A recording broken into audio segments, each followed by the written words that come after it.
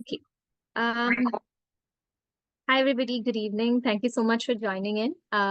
This is our last session of our Neuro-Affirmative Parent Training Program, and we have Dr. Vindhya Shajit with us today. She is known for her child rights based therapeutic approach and her work in inclusion. She has over 16 plus years of experience in the space of working with children. She's done her PhD in school psychology from North Carolina University in the USA and master's degree in special education from the same place. She's also trained in the evaluation and treatment of learning disabilities, ADHD, autism, and anxiety in children and adolescents. She's also been part of the founding team member of a lot of several centers and inclusion team and in schools. She's also developed her own model of shadow teaching in Insight, and she's also done this using the TEACH principles. She's also been using a cognitive behavioral approach of using treatment to working with children, and she's only certified professional in India, trained in collaborative and proactive solutions. She's also the ex-member of the Karnataka Child Welfare Committee, and she's presently the head of programs at Insight and also the director at All Inclusive Foundation, which is a sister concern of Insight as well. Thank you so much, Dr. Bindya, for taking your time and coming and addressing all of us. It's always been a pleasure to listen to her, and I think most of us who have interacted with her have always found whatever she says very fruitful and thought-provoking. So looking forward to hearing more from you today as well. Thank you. Thank you, Meghna. Good evening, everybody.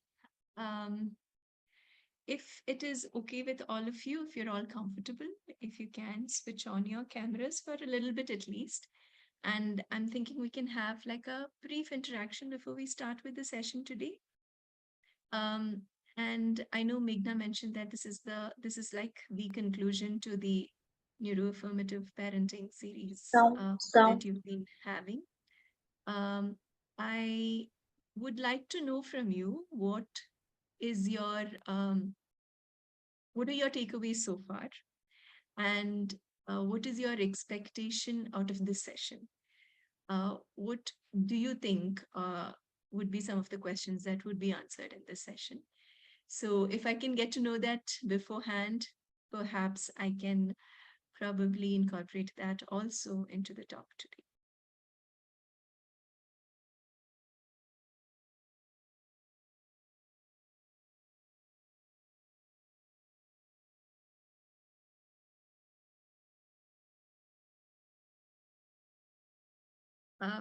Thanks, Raki, for that feedback. I'm infamous for my low voice. Is this any better, Raki?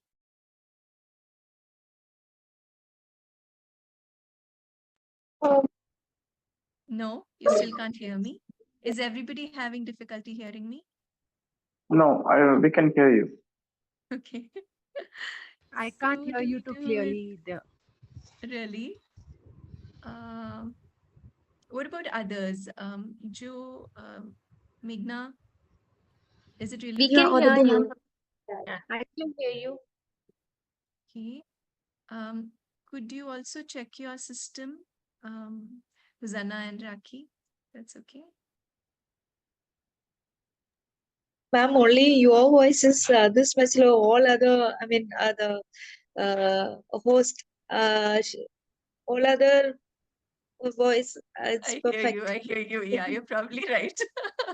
I believe you. How is it now? Is it still very low? Now it's bit better. Sorry, I'll try to keep it at this level. I'll try my best. But if you can't hear me, just raise your hand. I wouldn't mind repeating whatever I just said. Okay, were you able to hear what I just said? If you could probably let me know, what are some of the questions you have, or you think some of the questions that you're hoping will get answered today? If you can share that, that would be helpful for me.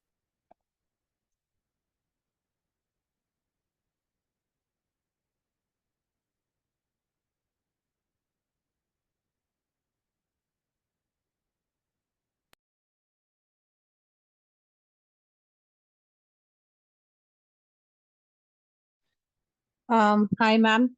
First of Hello. all, hi, this is Shamakshi. So I'm a mother of a 10-year-old autistic boy. And yeah, first of all, I just wanted to understand what is a neuro-affirmative parenting approach. The term itself, I'm curious to know more about it.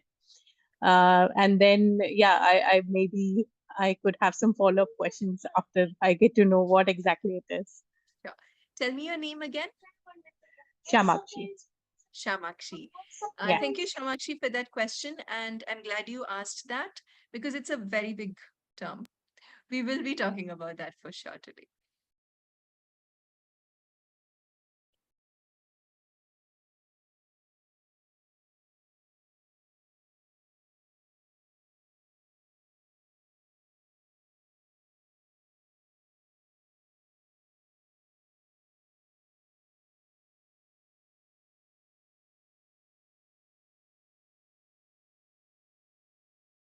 Hi, this is Verghese here. So, I actually, from this session, I hope I would be able to find a different approach towards parenting since I'm dealing with a neurodivergent child. So that's what I'm expecting. If I could try and see if there is any different way or approach I can will help me be a better parent. Sure. So this session is going to be quite general, Mr. Varghese. In that, we have a mix of children who we are serving, right, with different kinds of learning differences, right? So the presentation I've created today is so that it's accessible to all families. But at the end of the session, if you have specific questions, I'd be happy to answer those for you. Okay, sure. Thank you.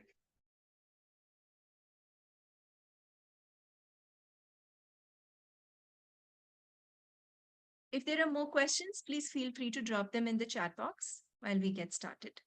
Is that okay? All right.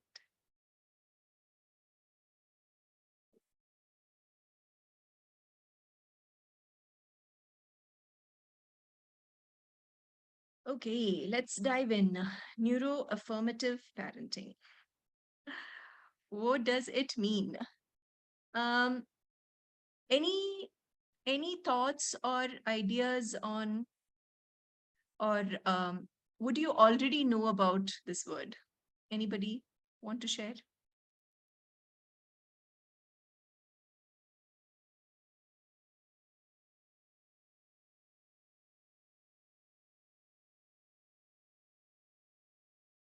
It could be just a guess.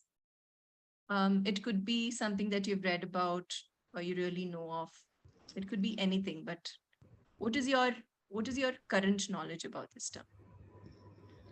I think to me, it means parenting a way in which you're respectful and mindful about the unique neurodivergence that your child has or any child has, and coming at it from a strength and where they need support kind of lens versus making it like a pathological, okay, how do I fix a particular issue? Thanks, Azana. Perfect answer. Raki, you were going to say something?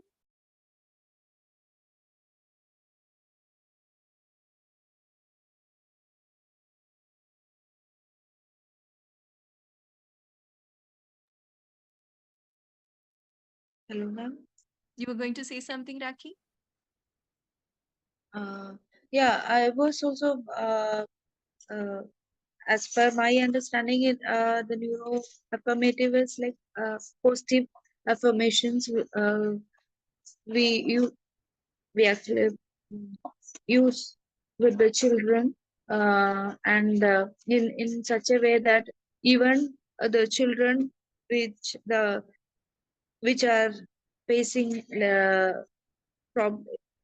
difficulties with any kind of disabilities or any label, those children don't get what to say, their confidence level get down because of this labeling and their challenges which they face.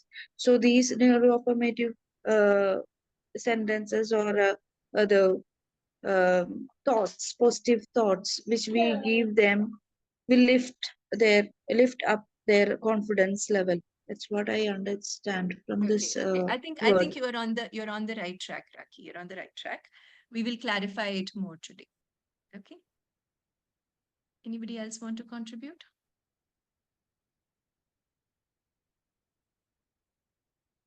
I would like to keep this more interactive. So if you have any questions, or if you want to comment on something while I'm talking, please feel free to do that. It's definitely better than, just me talking about the whole thing. And I think I get a feeling, I get the sense that people who are here are aware of what this is. It's probably just that, you don't know the technicalities of it, but you have some idea of what this means to you. And I would really appreciate you to share more, because it's always helpful for parents to hear from fellow parents, right? Than from, professionals. All right. So in order to understand neuroaffirmative parenting, we need to understand what neuroaffirmative is. And in order to understand what neuroaffirmative is, we need to understand what neurodiversity is. Okay. So now, neurodiversity, I think the best way I have found to explain neurodiversity is by connecting it to the concept of biodiversity. Now, again, I'm going to ask you a question. What do you know about biodiversity? Now, that's the term we've all learned, right? In third grade, fourth grade science, probably. What is your knowledge about biodiversity? Like different species, different kinds of living beings, Okay. even if it's in plants or animals. Right, right. Species, But that is the diversity. correct. But that is, that is not, uh, biodiversity is not just that. Biodiversity is a concept, right? That has more aspects to it. What else do you know about biodiversity?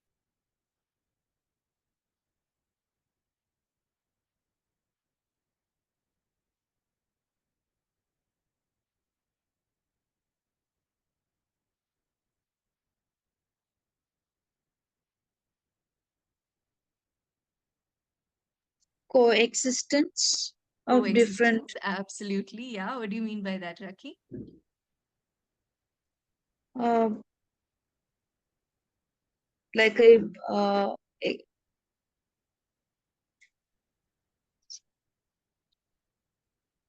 Are you thinking about the food chain, Raki?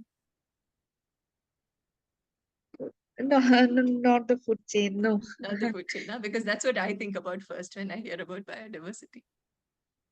Okay, I'll let you finish your thought. No, I was thinking about the uh, even different varieties, even which is known and unknown, everything existing in the Right, planet.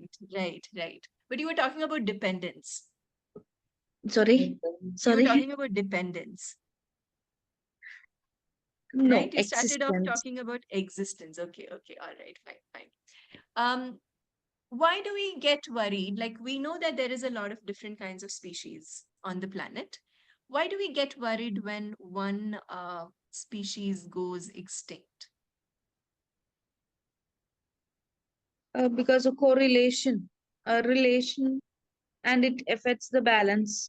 Now you're thinking about the food chain, right? I thought about honeybees. What were you thinking about honeybees? Please share. Honeybees, they if the total number of honeybees got affected, I mean, they they if they are banished from Earth, then it will, of course, benefit. I believe in that. So that's why. Right. So it's going to improve our food chain, right? We probably won't have food if honeybees are extinct from Earth, correct? We know we are all the species, like we have variety of species. That's what biodiversity tells us. But the fact that it's not just the diversity among the or the variety of species that we have, it is also the interconnectedness between these species, right? The codependent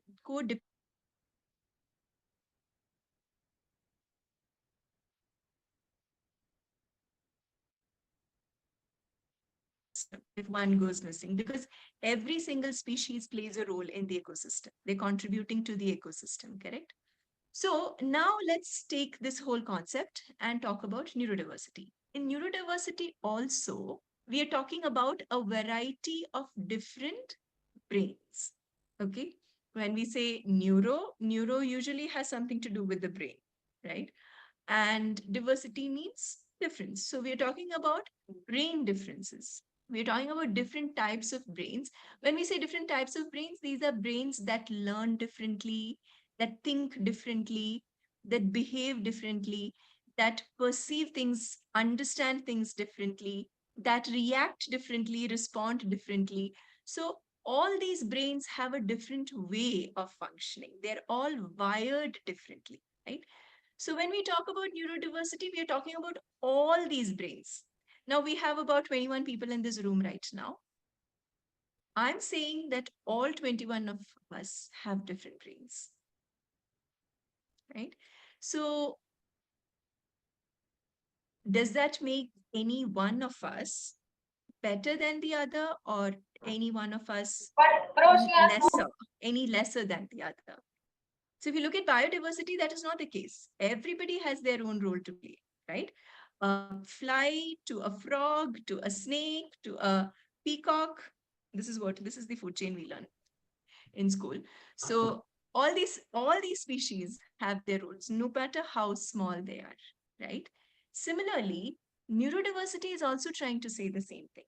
No matter how your brain is wired, you have something to contribute in this neurodiversity ecosystem, right?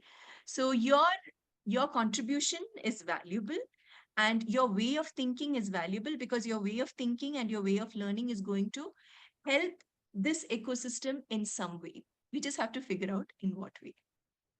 Okay, so that is the idea of neurodiversity. So now this other analogy that I use, this is again borrowed from a good friend of mine. He talks about a garden.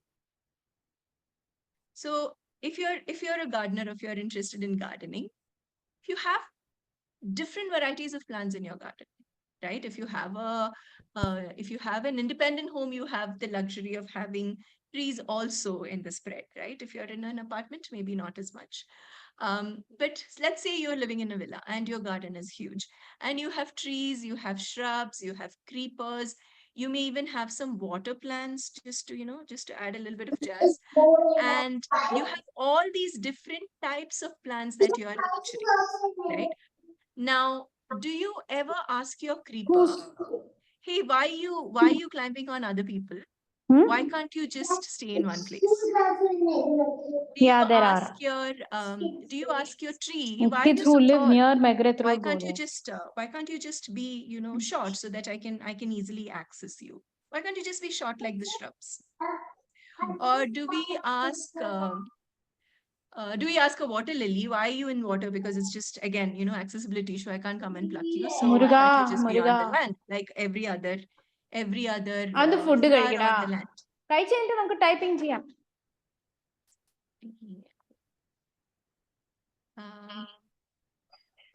Manisha, can you please mute your mic?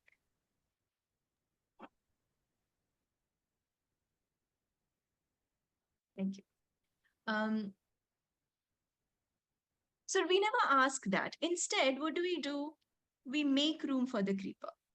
We actually put something for the creeper to climb on, right? We would put a support for the creeper to climb on. We wouldn't give that support to a tree or to a shrub, right? For a tree, we nurture the tree in a different way from how we nurture a shrub.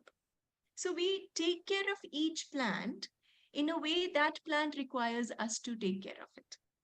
We never ask a plant to fit our expectations. We just serve whatever the plant expects from us, right? Similarly, our children or all of us in the neurodiversity spectrum, now we all fall under the neurodiversity spectrum, by the way, right? Now, in the neurodiversity spectrum, all kinds of brains are included. But now some of the children who we are working with, or some of the adults who have grown up with, some kind of significant learning differences, what is happening is that their learning style is not matching the expectations of the mainstream learning systems, right? So, for example, our educational system has one way of learning, and if you're not learning like that, then you are not welcome here, or there is something wrong with you, and now it is like, on us that we have to fix you, right? So those people who have those significant learning differences are the ones who are struggling the most. Now, even when I say these 21 people or 23 people in this room all have brain differences, we all just, sucked it up, and we just went with the flow. We've all sat in classrooms, even though we did not like it. We've learned the way they have asked us to learn. We have written exams the way they've asked us to write exams. And that's how we've gotten this far, right? Now, the only difference between the people who have significant learning difference and us is that we were able to pretend, they are not able to do that. That is the only difference. We were able to pretend like we are enjoying it. We were able to pretend like we are understanding it. We were able to pretend like, oh, whatever you're teaching is good stuff, or, you know well to do your job. We have been pretending all our lives, right? So our kids probably are not good at doing that. And that is also the reason why they're standing out in class. So now in this neurodiversity spectrum, these particular group of people who are significantly different in their learning style, and who are the ones who probably may have a diagnosis of ADHD or autism spectrum disorder, or learning disabilities or intellectual disabilities, these are the people who we refer to as neurodivergent, right? Now, we are always in the business of othering. Like when somebody does not look like us, we always, we push them aside and say, hello, you don't belong in our group, right? We've already othered them. Now, once we other them, we have to make sure that we are different from them. So we always find a label for us also. Okay, we have a label also in the same context, which is neurotypical. So people who are typically developing are referred to as neurotypical, and people who are having these significant learning differences are referred to as neurodivergent. So throughout this session, we will be referring to all the children that we are working with at Insight as neurodivergent friends. Okay. So now we also have, for every big term that we have, we also have a nice little definition. And I also have one from Harvard for you at that, just so that you're all impressed. So neurodiversity, just like we just spoke about, right? Neurodiversity basically says that people experience the world differently, interact with the world differently, learn differently, think differently, behave differently, right? We've understood that by now. Now, what we also need to understand is that now, just because we're all doing it differently, it doesn't mean that one way of doing it is any less or any better than the other way of doing it.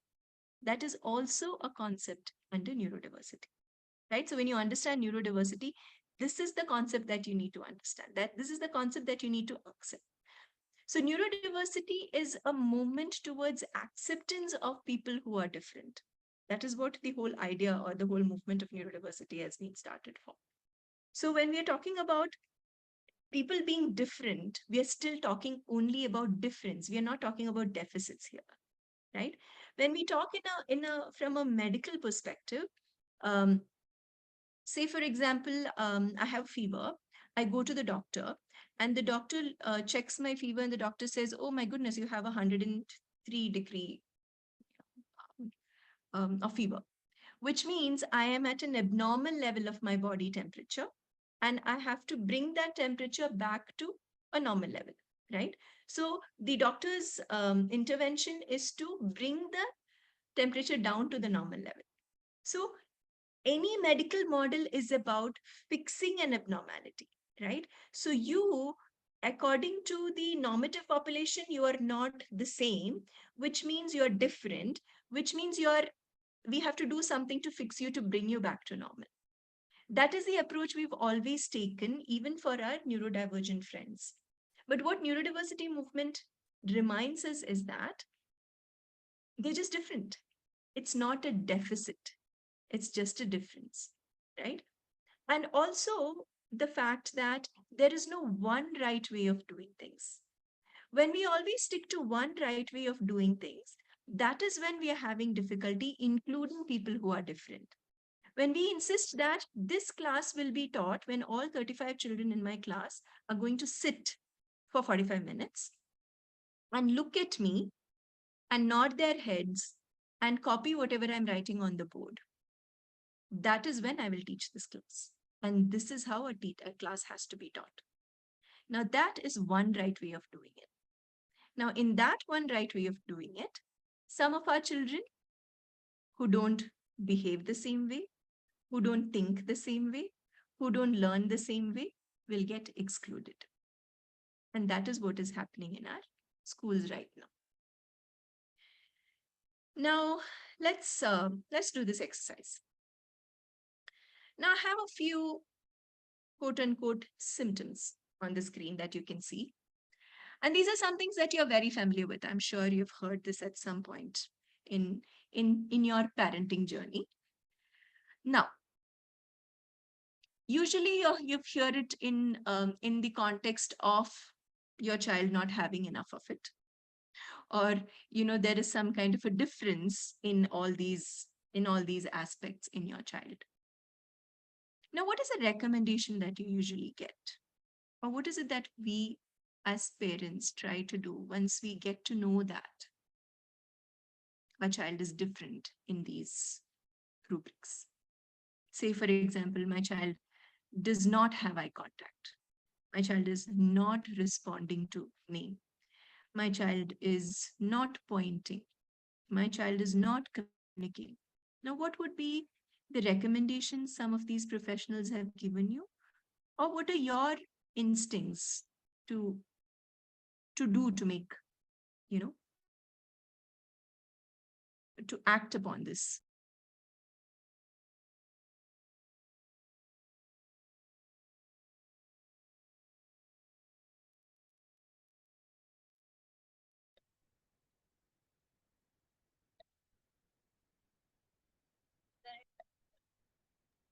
Yeah, so for example, for eye contact, we will see what can be done to improve the eye contact and To improve the eye contact, right?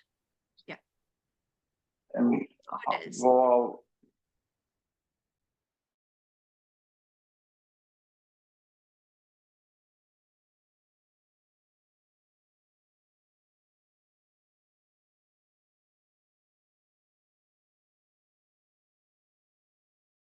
Anybody else want to add?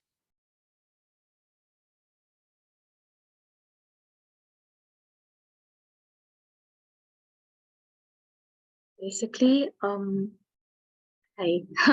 basically we will try to fix the problem. So what would you do to fix the if the child is not responding to name call? What would the fix be? The child is not responding, we would call again and again and again and again and again. So your goal is to make the child respond, right? So our goals are always based on, like Mr. Varghese and Josvita are saying, it's always to fix the problem. So There's no eye contact. So my goal is going to be to increase eye contact. There is no communication. My goal is going to be to improve communication. There is too many repetitive behaviors. My goal is going to be to reduce repetitive behaviors, right? It is always coming from that same perspective of temperature is high, let's bring it, right? Or some other count is low, just bring it up. So this is coming from your medical model of thinking, right? We always think about how to fix the situation, how to increase or decrease in whichever direction that we want to for that particular criteria. Now, this is what we call a non-neuro-affirmative approach, right? Here, what are we trying to say? When you're not giving me eye contact, there is something wrong with you. Because everybody else gives eye contact. You're the only one who's not giving eye contact. So I'm going to make you give eye contact. So I'm trying to change the child to fit my expectations or the societal norms, right? And that is where we're talking about the neuro-affirmative versus non-neuro-affirmative practices. So when we're going to be fixing these issues, or we're going to increase or decrease some of these behaviors, then we are not being neuro-affirmative. So now we only know what neuro-affirmative is not. Okay, we'll be talking about what neuro-affirmative is going forward. Any questions so far?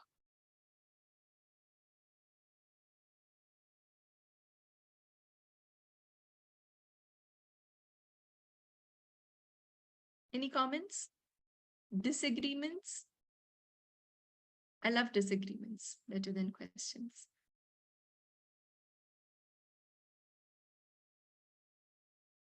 Agree with you, ma'am. Thanks, Raki. But I want more disagreements. That's when we have conversations, when there are disagreements. Look, they want to get integrated to the current system, right? So there are things, there should be improvement in those things that's been highlighted. Or they will be left out, and that can increase more tension in the child when they grow up. Okay. So I get your point. So you're saying if we don't do that fixing, then we won't be able to do the integration, right? Now, we do have ways of doing it. We do have ways of supporting them and still having them not just integrated, but included in the system, right? Now I'll give you an example, or let me ask you a question back. If somebody does not have a leg, okay, and there is no, we've not even provided an artificial limb or anything. The person does not have a leg. Maybe what the person has is probably a wheelchair, let's say. Or there is a person who's blind. Now, how do we do see people who do not have limbs. We do see people who are not, who are visually impaired among us, right? In the mainstream society. How are they integrated?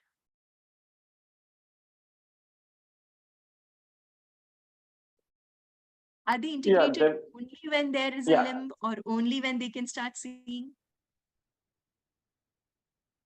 No, there are tools in which they make use of those tools to be integrated. Right. So for a visually impaired person, we try and make spaces accessible by having as much of visual to tactile tools, right? Like say, for example, when you get into an elevator, in most elevators you will see, we probably might not notice, but every number will have a braille right next to it. Every button.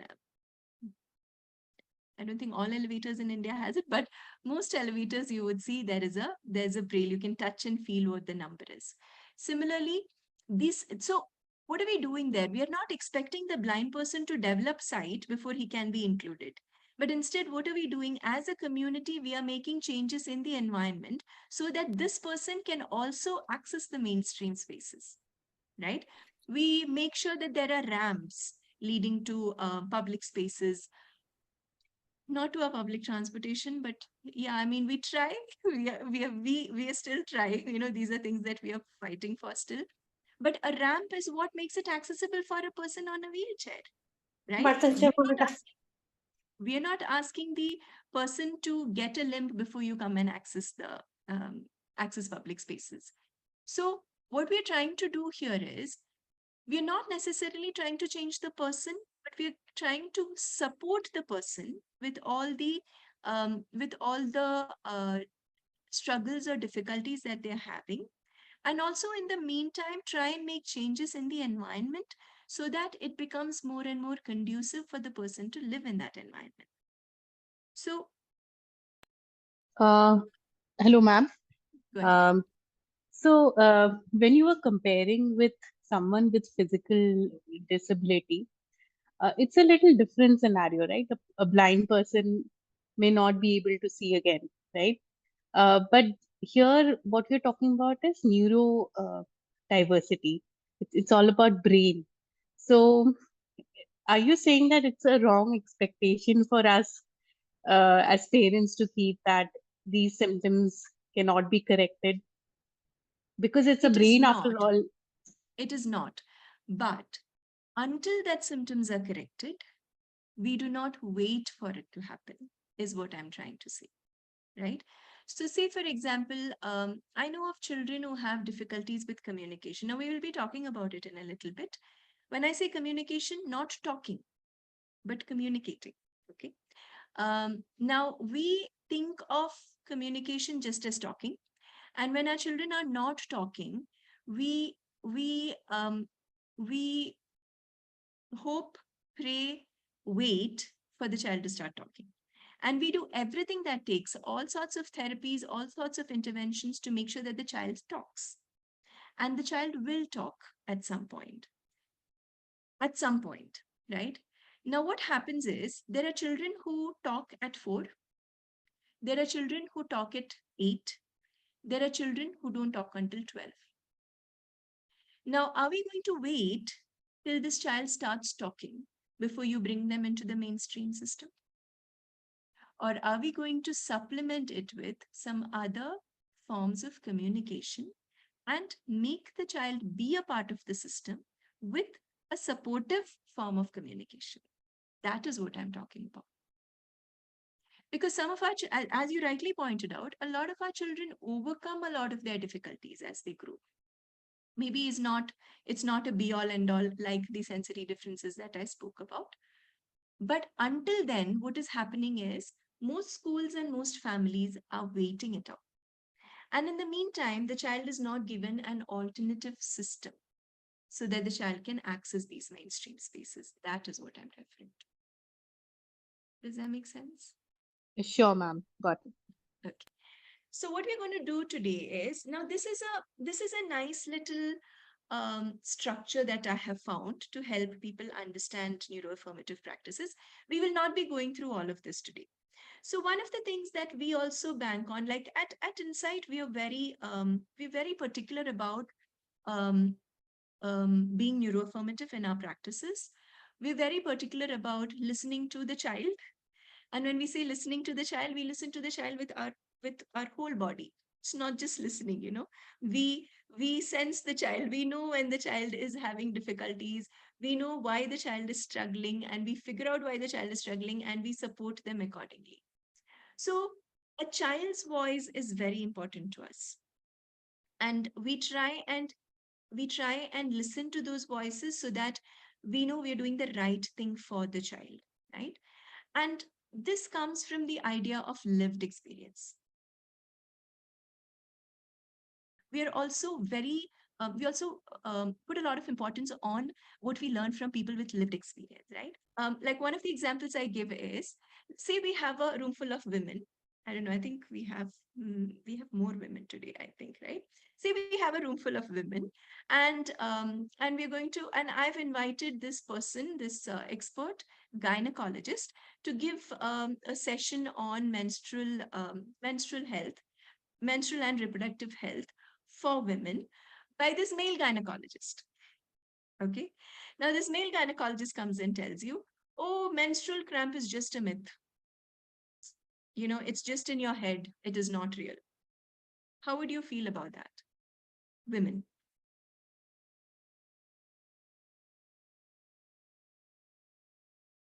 Because he's speaking from expertise, right? He has all these papers published and, he's like this big shot gynecologist. How would you feel as women in the group?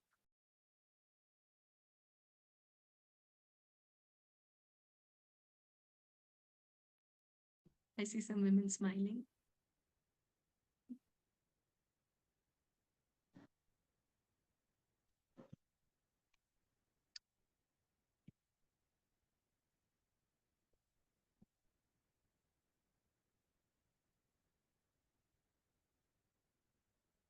You think the male gynecologist knows better than us?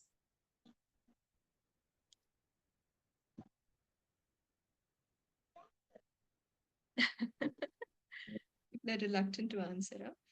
No. I don't think that that gynecologists will walk out of there alive. Because we know what menstrual cramp means, right? And we know what that experience is. And somebody who has not gone through it is coming and talking to us just based on research. We wouldn't be willing to accept that. And this is exactly what we are doing to neurodivergent population. Most of the research we have so far about neurodivergent people, about the practices to support neurodivergent people, have come from neurotypical people. All the researchers have been neurotypical.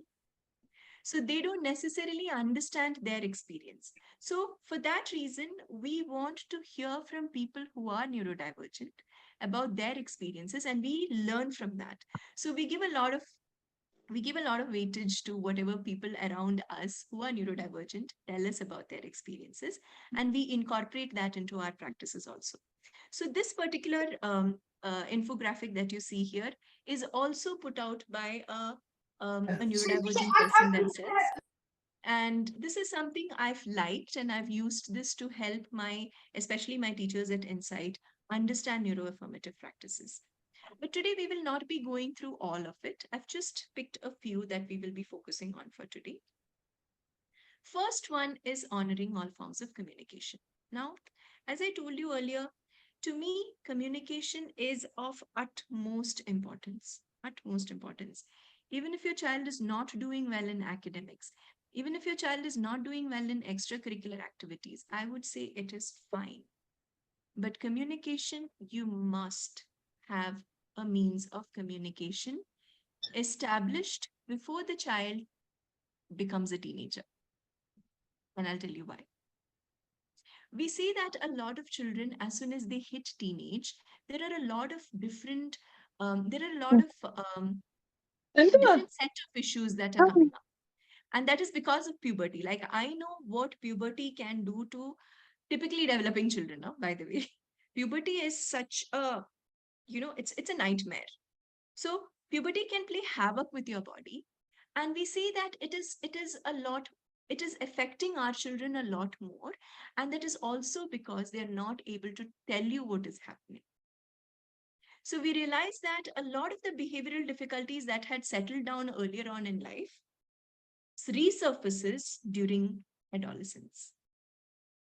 And the only reason we can figure out is that they are not able to tell us what's going on. And they can't make sense of what is going on either. And this happens with all typically developing children during adolescence, when they are going through puberty, and when they're going through all these difficulties inside of them. They're not able to make sense of what is happening. They don't know what's happening in their body. All they know is that they're just so mad, they're so irritable. They just, they just overreact to their environment. So imagine somebody who cannot communicate going through those difficulties, right? So especially for that reason, you have to make sure there is some form of communication. Now, most families I talk to will tell me, yes, ma'am, they're communicating. He tells me what his needs are.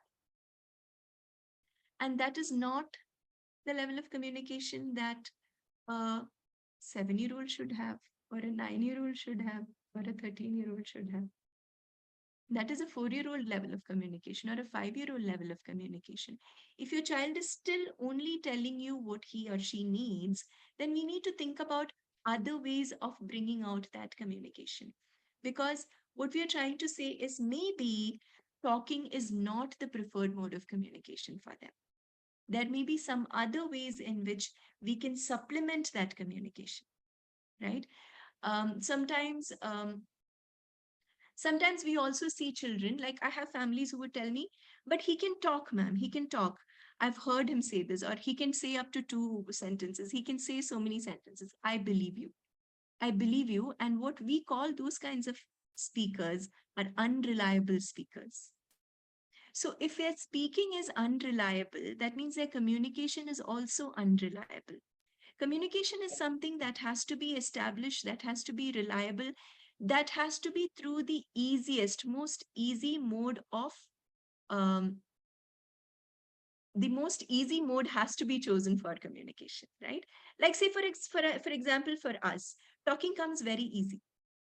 And for us, talking, we can talk all day. We can talk to anybody who we want, or, from morning to night, we are talking to a lot of people. We are either scolding our children, we are scolding our spouses, we are fighting with our spouses, or we're just communicating all the time through speech, right? That is because speech comes easily for us.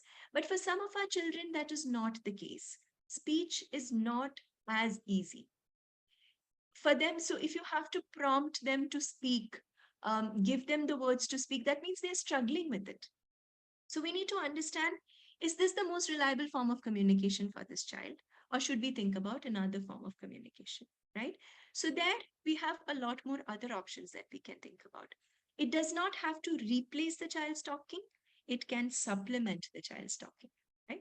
Let the child continue to talk as much as he wants, she wants. But let's also train them in, say, writing to communicate, typing to communicate, spelling to communicate. I don't know how many of you have heard of that. Spelling to communicate is where we give them a sheet of paper which has ABCD written. It's not like your QWERTY keyboard. It's like an ABCD keyboard. Like there is ABCD written on it. A to Z is written on this sheet of paper.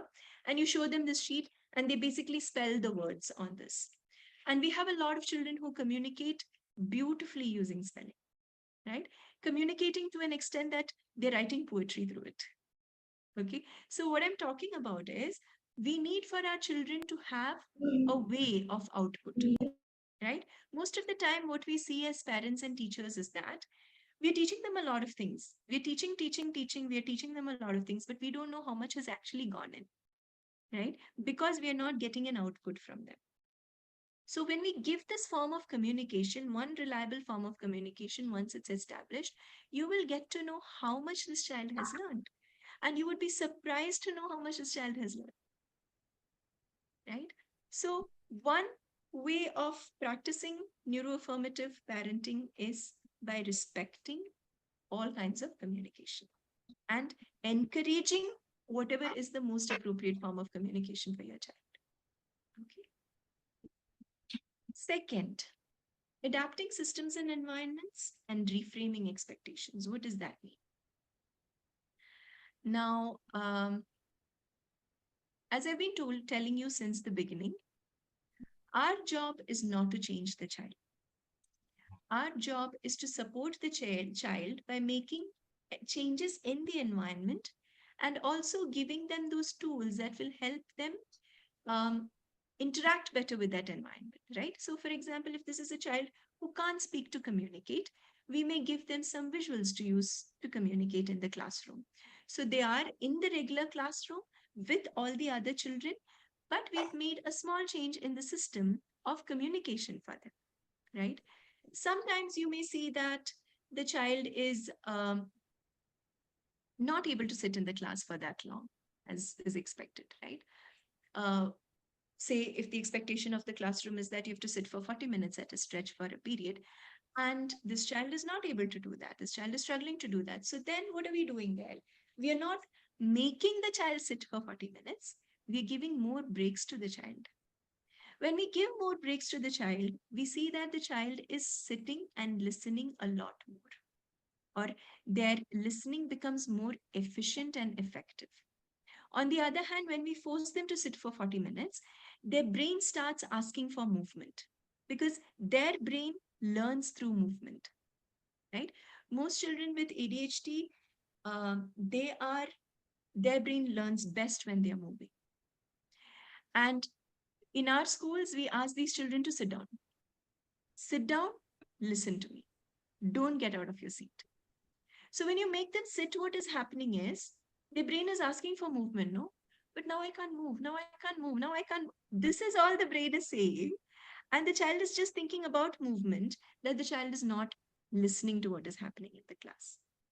On the other hand, maybe like a small short break for the child to just get up, go to the window, maybe look at something and come back. Even that much might help them just come back, reorganize and start listening again. For some children, getting out of the classroom, taking a walk and coming back would be helpful. So we usually tell teachers also, give them small tasks to do. Maybe distribution of books can be done by them in the class. Distribution of pencils can be done by them. Or, running an errand. Can you take this book to the reception and give it to the admin staff there and come back? That is movement, right? So when the child gets that movement, they're able to come back, sit for some more time and listen better. But the best way of doing it would be where the child could just move around in the class and listen to the class. That would be the most ideal way of doing it, because that child's brain learns better when it moves. When during COVID, we did notice that some of our children who were doing online classes, we realized that they were doing better when they could switch off their cameras and they could just move around in the room, like jump on the bed or, walk around or jump from tables and chairs. But they are listening to the class at the same time. But when the classes were physically going on, they never had a chance to do that, right? Either the teachers are asking them to go out of the class or the teachers are asking them to sit down. So they don't get to access the lecture while they are moving. So that is, again, changing the environment and not the child. If the child has difficulty following expectations in the classroom, we usually support them with visual schedules, because sometimes children have difficulty following auditory instruction, or their auditory processing is not happening well enough, or their language processing is not happening well enough. But when we give it to them in visuals, they understand it better and they start, following the rules better. If there are children who are having difficulty with writing, for example, which we see a lot, we have so many of our children who we are serving who cannot write, or they're struggling to write. So when I say cannot write, this is also something very, very tricky, because there'll be families who would come and tell me, but he writes this subject, ma'am. He won't write the subject. Or there are times when he writes, ma'am, but he does not write all the time. Now, a child, when a child is struggling with a skill, the child either does not do the skill, as in has not started doing the skill, or is doing the skill unreliably again, which means this child is not fluent in that skill. The child is able to do that skill in areas that are of maybe of high interest to the child, but is not able to do it in areas that are of low interest to the child. Now, we would think that this child is doing it on purpose. The child is not doing it on purpose. When the activity is of interest to the child, maybe it is easier for the child to pull it together to write, which is a difficult activity for them to do. But when the activity itself is not interesting for them, they have to work on, an activity that is not interesting and plus do an activity that is hard for them, which is writing. So we need to understand that when a child is resisting to do a task, even if it is in, certain situations, we need to understand that the child is facing difficulty with that task and that difficulty is genuine. We will be talking about it a little later again. So if a child is having difficulty writing, I see a lot of a lot of families who come and tell me, at home, when he studies, he tells me all the answers correctly, but when the results come, he's failed. And this is something I get to hear a lot from a lot of families. Now, when you look into it, what is happening is that the child knows the answer very well, but the child will not write the entire answer. They may give only just bare minimum of the answer, and that answer that they've written is not sufficient to get the marks that's required. So I speak to teachers and I ask them, what are you assessing? Are you assessing the child's ability to write or the child's knowledge of science? To the science teacher, I would ask. So what are we assessing here? Are we actually assessing the child's knowledge of science? We are not. We are assessing how well this child can write. That's what we are assessing. Now you can do that in English, because in English, writing is something that you need to assess. In English, you assess his writing. But for all the other subjects, choose a mode that is appropriate for this child. If the child can orally give you answers, let him orally give you the answers. You write it down. You write down exactly what he's saying and give him marks for that. So these are the ways in which we can support a child, no? So now we know, now you will realize that this child knows science better than everybody else in the class when this child was failing in science before. So how fair is that to the child? So that is also an example of changing systems and environment. Now, one thing that we see in all therapeutic approaches that are existent around here is that we will decide some goals, right? So now the child is not looking into my eyes. Now I'm going to decide that I will work with this child, and my goal is that the child will have eye contact in, say, 6 months. Or this child is not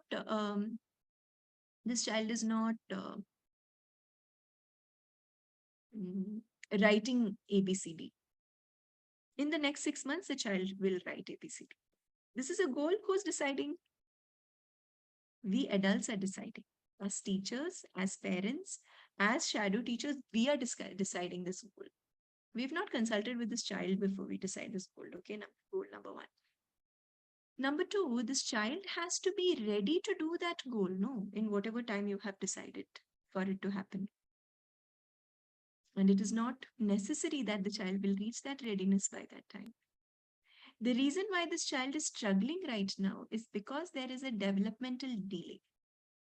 What some children are doing at, say, 4 years of age or 5 years of age, I need a little bit more time to do. I'm not ready to do it right now because I have a developmental delay. I may do it in another year, or I may do it in 2 years from now. We don't know. It'll all depend on my brain's readiness, my body's readiness to do it. But just because you have decided this is going to be a goal, how is it my fault that I did not meet that goal? So when we decide a goal, that doesn't mean that the child will meet it. We might have to think about, okay, it's not working out, or maybe this goal is not realistic for him right now.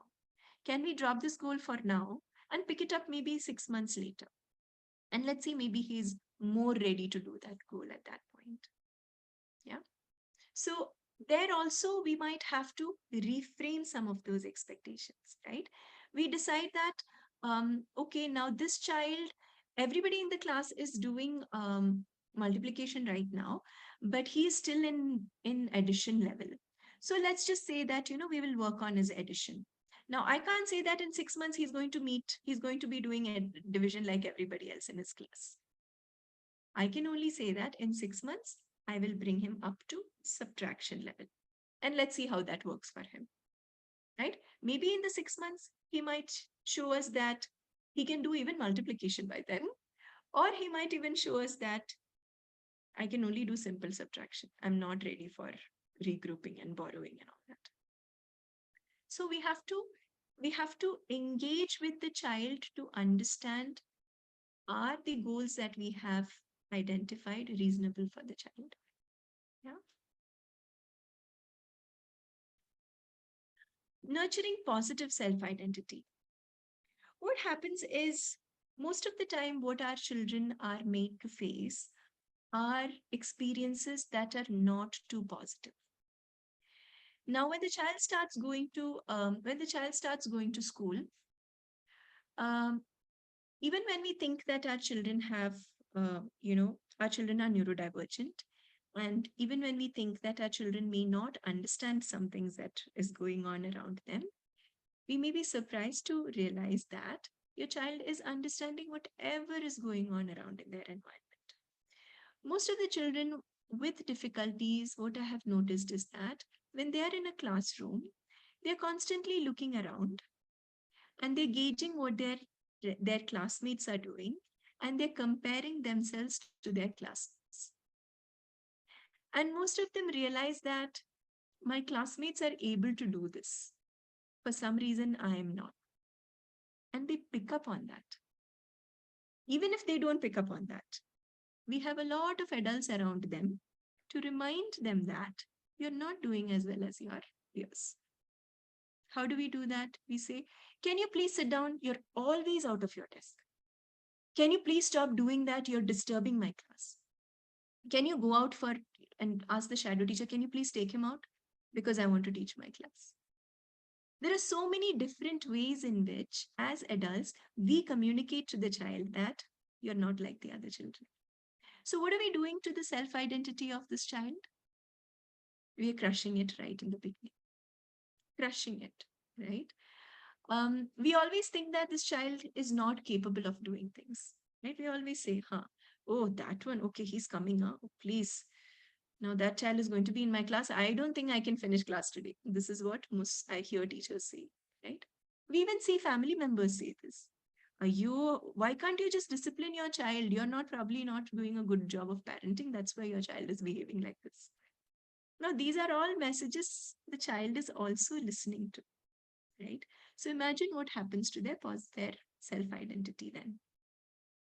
Now, one thing that I see, and this is not just with our neurodivergent friends, we see it with our neurotypical children also, is that we never work on their strengths. We only work on the weaknesses, right? So English exam is first. And then after that, 2 days later, we have two days for studying and then math exam. English is very easy, so we won't put any time for that. Let's use the study holidays for English also to learn maths. Because maths is our weaker point. For maths, we will have tuitions. Our teacher will sit with us after school to give us more homework or to give us more tuition. Then we come home also, parents also working on maths only more. Nobody's touching English, okay? English I'm really good at. Nobody touches English, nobody talks about English because English you're very good at. We always emphasize the weakness for the children, right? So this happens for neurotypical children also, and this happens all the more for our children. You're not talking. Now, okay, you want water? Tell me in full sentence. When you're meeting someone, say, good morning, Bindya ma'am. We are always putting these words or putting these expectations into them to remind them that you're not doing it without me telling you, right? The other thing I notice with a lot of our neurodivergent families is that they only work on schoolwork, only academics. Most of the families I speak to, I ask them, what chores do your child do at home? Nothing. Homework only so much, ma'am. There's no time after that. So children, all they do, and this is again true for our neurotypical children also, we spend all our time asking them to focus on studies. And this is what we are doing to our neurodivergent friends also. Most families are not able to identify and tell me what their child is good at. And why is that? It's not because their child is not good at something. It is because whatever their child is good at is not what I'm looking for. So when I ask, what is your child good at? Families can't answer. But then I ask them, when you don't ask your child to do anything, when there is no expectation on your child, what is it that your child does? So some of them may tell me that, oh, they just watch TV. Oh, they just watch YouTube shorts. Oh, they just watch video games or they just play video games. But those are also strengths. We just don't see them as strengths, right? These are things that the child is choosing to do. The child is voluntarily choosing to do, right? So today I was talking to a family and, I was asking them, would your child watching TV? So, okay, tell me about that. Does he pick up the remote and switch on the TV? No, we only ask him to watch TV. So he's not voluntarily doing that.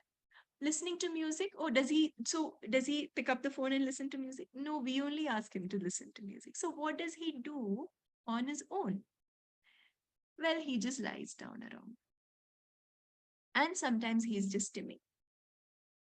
Now that is naturally coming from the child. Now we'll talk about that in a minute. Now I probe and probe and probe, and I realize that this child enjoys eating, enjoys food, and he's very particular about what he wants. And he would tell his parents what he wants for next day for lunch. And he says a different thing every day. And the family even told me that there was this one day where both the father and mother were busy. The child went into the kitchen and decided to get some of the frozen fries and fry it for himself. And he's not entered the kitchen before. He does not know how to do it, but he switched on the stove. He's put the kadai and he's not poured any oil and he started frying it. And the flame was on high. And when it started burning, the parents came to know about something's not right, something's amiss, and they come running to find this. So to me, that was something that came from him. He initiated it, right? This was so, but you would see that this family would never bring him to the kitchen because they would be worried about him being, safety around fire, safety around sharp objects. These would be the precautions that we are always taking, and we keep our children away from the kitchens. But if this child is brought into the kitchen, for example, I said, for him, food is meaningful. He wants to eat certain food. Now, if you engage him in making that food, you can probably have him read a recipe. You're teaching him to read. Have him read the recipe and explain the recipe to you while you make it. He's reading comprehension. Have him measure ingredients, math. Have him communicate around that recipe with you. So what are we doing here? We're taking an activity that is of interest to him, that is highly motivating to him, and we are bringing all these other goals that we are working on around that activity. Excuse me, ma'am. Sorry to interrupt you. No, please go ahead. Okay, so I want to share one of my experience. My son is 10 years old and he loves to watch YouTube and some Bollywood songs. So I have never taught him how to, search for the YouTube icon and do that. So generally what he does, like he has never worked in laptop, right? So if my work laptop is open, so what he will do, he will close all the browsers, he will open one Google Chrome, he will search for the YouTube, he will go to the YouTube, he will search his favorite song, whatever it is, like Bollywood, any song, and he will play. So here, like, I have never taught him, right? Maybe he has seen me doing that, Googling something, he has learned that. So I think like this is also one of the example, like maybe, can you hear me? Exactly. Yeah. And So how does he spell? Is he good at spelling and all otherwise? How does he know what to put I in don't to know, but search? he remembers it. Like for example, what will I tell you? Like maybe any song. I'm just giving you a random example. Like some Kurieni, Mere Dil Mein Bas Ja, something like it starts with Kurieni. He remembers that it starts with Kurieni, right? So he remembers that Kudi. He remembers that spelling, and he will type in that. Even I have seen in the card play. So when we are traveling, there's card play. If you tell him, Vihan, can you switch? Can you play that song? He will. We have never taught him how to operate, like how to go back and this that. He have seen us and he have learned it. Like he's not good in academics. He's not good in studies. I know, but this thing has typically something like he has learned that way. How can you say he's not good in studies? He's actually spelling a word there, right? Yeah, so probably you have to hook him to more songs and you have to teach him how to spell more songs, because Okay. he has figured out a way to spell that song. That is what I want to understand. How is he spelling that song? No, has he he seen it somewhere? Because Yeah, I know he children has who do seen it. this. He has seen it. Like maybe that is not a new song. He has seen it like maybe 2-3 times before. So he has memorized the spelling actually. At least So first two or three. which tells me that he is probably more of a sight word learner, right? Yes, So for him, yes. words he will learn by as sight. You see a word Correct. and he memorize it like that, right? Correct. So now if Correct. he's not interested in learning an apple and ball and all, I would give him, I don't know, whatever songs, names, and Sorry. learn those as spellings, right? I mean, see, the thing is, for us, it doesn't seem appropriate because that Yeah, is not what we teach in school, right? But correct, if you think correct. about it, it is the same skill that he's using there. And for him, Mm-hmm. it is more meaningful. As I told you initially, the only difference between us and them is that they don't know how to pretend. We know how to Yes, pretend. yes, yes. We can pretend that we are interested in a topic and try and pretend to be learning it also. But for them, Mm-hmm. they will not show interest in it until it is meaningful for them. So Yeah. that is why it's important to take an area of interest because there is meaning in it for them. And So how will I use this? Like, see, he can read, he can write, but the thing is, he cannot comprehend what he is reading. He cannot understand what he is reading. Okay, and ma'am, how do you know that? because if I ask questions, he will He's not not tell. able to tell you. Yeah. Okay. Okay. And who's working with your is somebody from inside working with your child? Yes, yes, yes. Okay. Maybe we can work through that teacher and see how we can make Yeah, use of some of yeah. the strengths that Ma'am, he one has. more question I have. Like you said, like before, like if the child is not telling by own, we teach them. Like for example, if you're going outside, someone tells good morning, Vihan. So if he's not responding, I will tell him actually say good morning to auntie. Then he will say. So, ma'am, this is how will also learn. If we do not ask him or prompt him, he will never learn that, right? So I'm just asking, like, is it not the right thing to teach him? Okay, Vihan, you also say good morning. See, You you also can respond. continue to do that, but Mhm. I'm not sure if there will be a time when he does it on his own. The reason being, Mhm. again, this is not a meaningful activity for him. In Mhm. our culture, it is important for us to wish someone, make someone feel good, be nice to someone. All that is important for us, and that's the reason why we are saying good morning to someone. Correct. Otherwise, why do we have to say good morning to somebody who's just passing by, Mhm. right? Mhm. So for Mhm. him, it is not meaningful. I'm doing it only because you're asking me to do it. You see my Okay. point. Now, as Correct. long as you continue to tell him to do that, he will do it. But Yes. sometimes Yes. what happens is, sometimes when they have difficulty, speaking itself is difficult for them. I've seen parents tell, like my name is not the easiest name to say, right? But the Mhm. parents will say good morning, Bindya ma'am, and the child has to say good morning, Bindya ma'am, and I don't think any of the neurotypical children I know wishes me good morning, Bindya ma'am. They'll just say good morning and go away, right? So Yeah. sometimes we have this higher expectation on our children, Mhm. because they're not doing certain things, we overdo it. So if you want to continue to do that when you meet people, you continue to do it. But I don't know if you should expect him to do that one day without you saying it. I've seen children who do it at some point without saying it also. But then Mhm. again, I have seen them do it with visual cues. Not when somebody's telling them, but there is some visual cue for them to say. For example, I had this one little guy I used to work with. He would come to my class, he would finish all the activities, and I had visuals for to communicate with him. And I'll give him a visual for him to go to one center, finish his work there, go to the next center, finish his work there, go to the next center, finish. And then when he's done with all centers, he goes back to his class. So this was like a resource room. So he comes from his class, he attends class, and he goes back to his class. So when I give him the card that transitions him back to his class, that tells him that it's time to leave my class and go, he would come to the door and I would say bye bye. And he would say bye bye, and I would open the door and he leaves. Then Mhm. one day I realized that he comes to the door and he says bye. And that Okay. bye, he told me not to greet me, not to say bye to me, but for him to Mhm. get the door opened.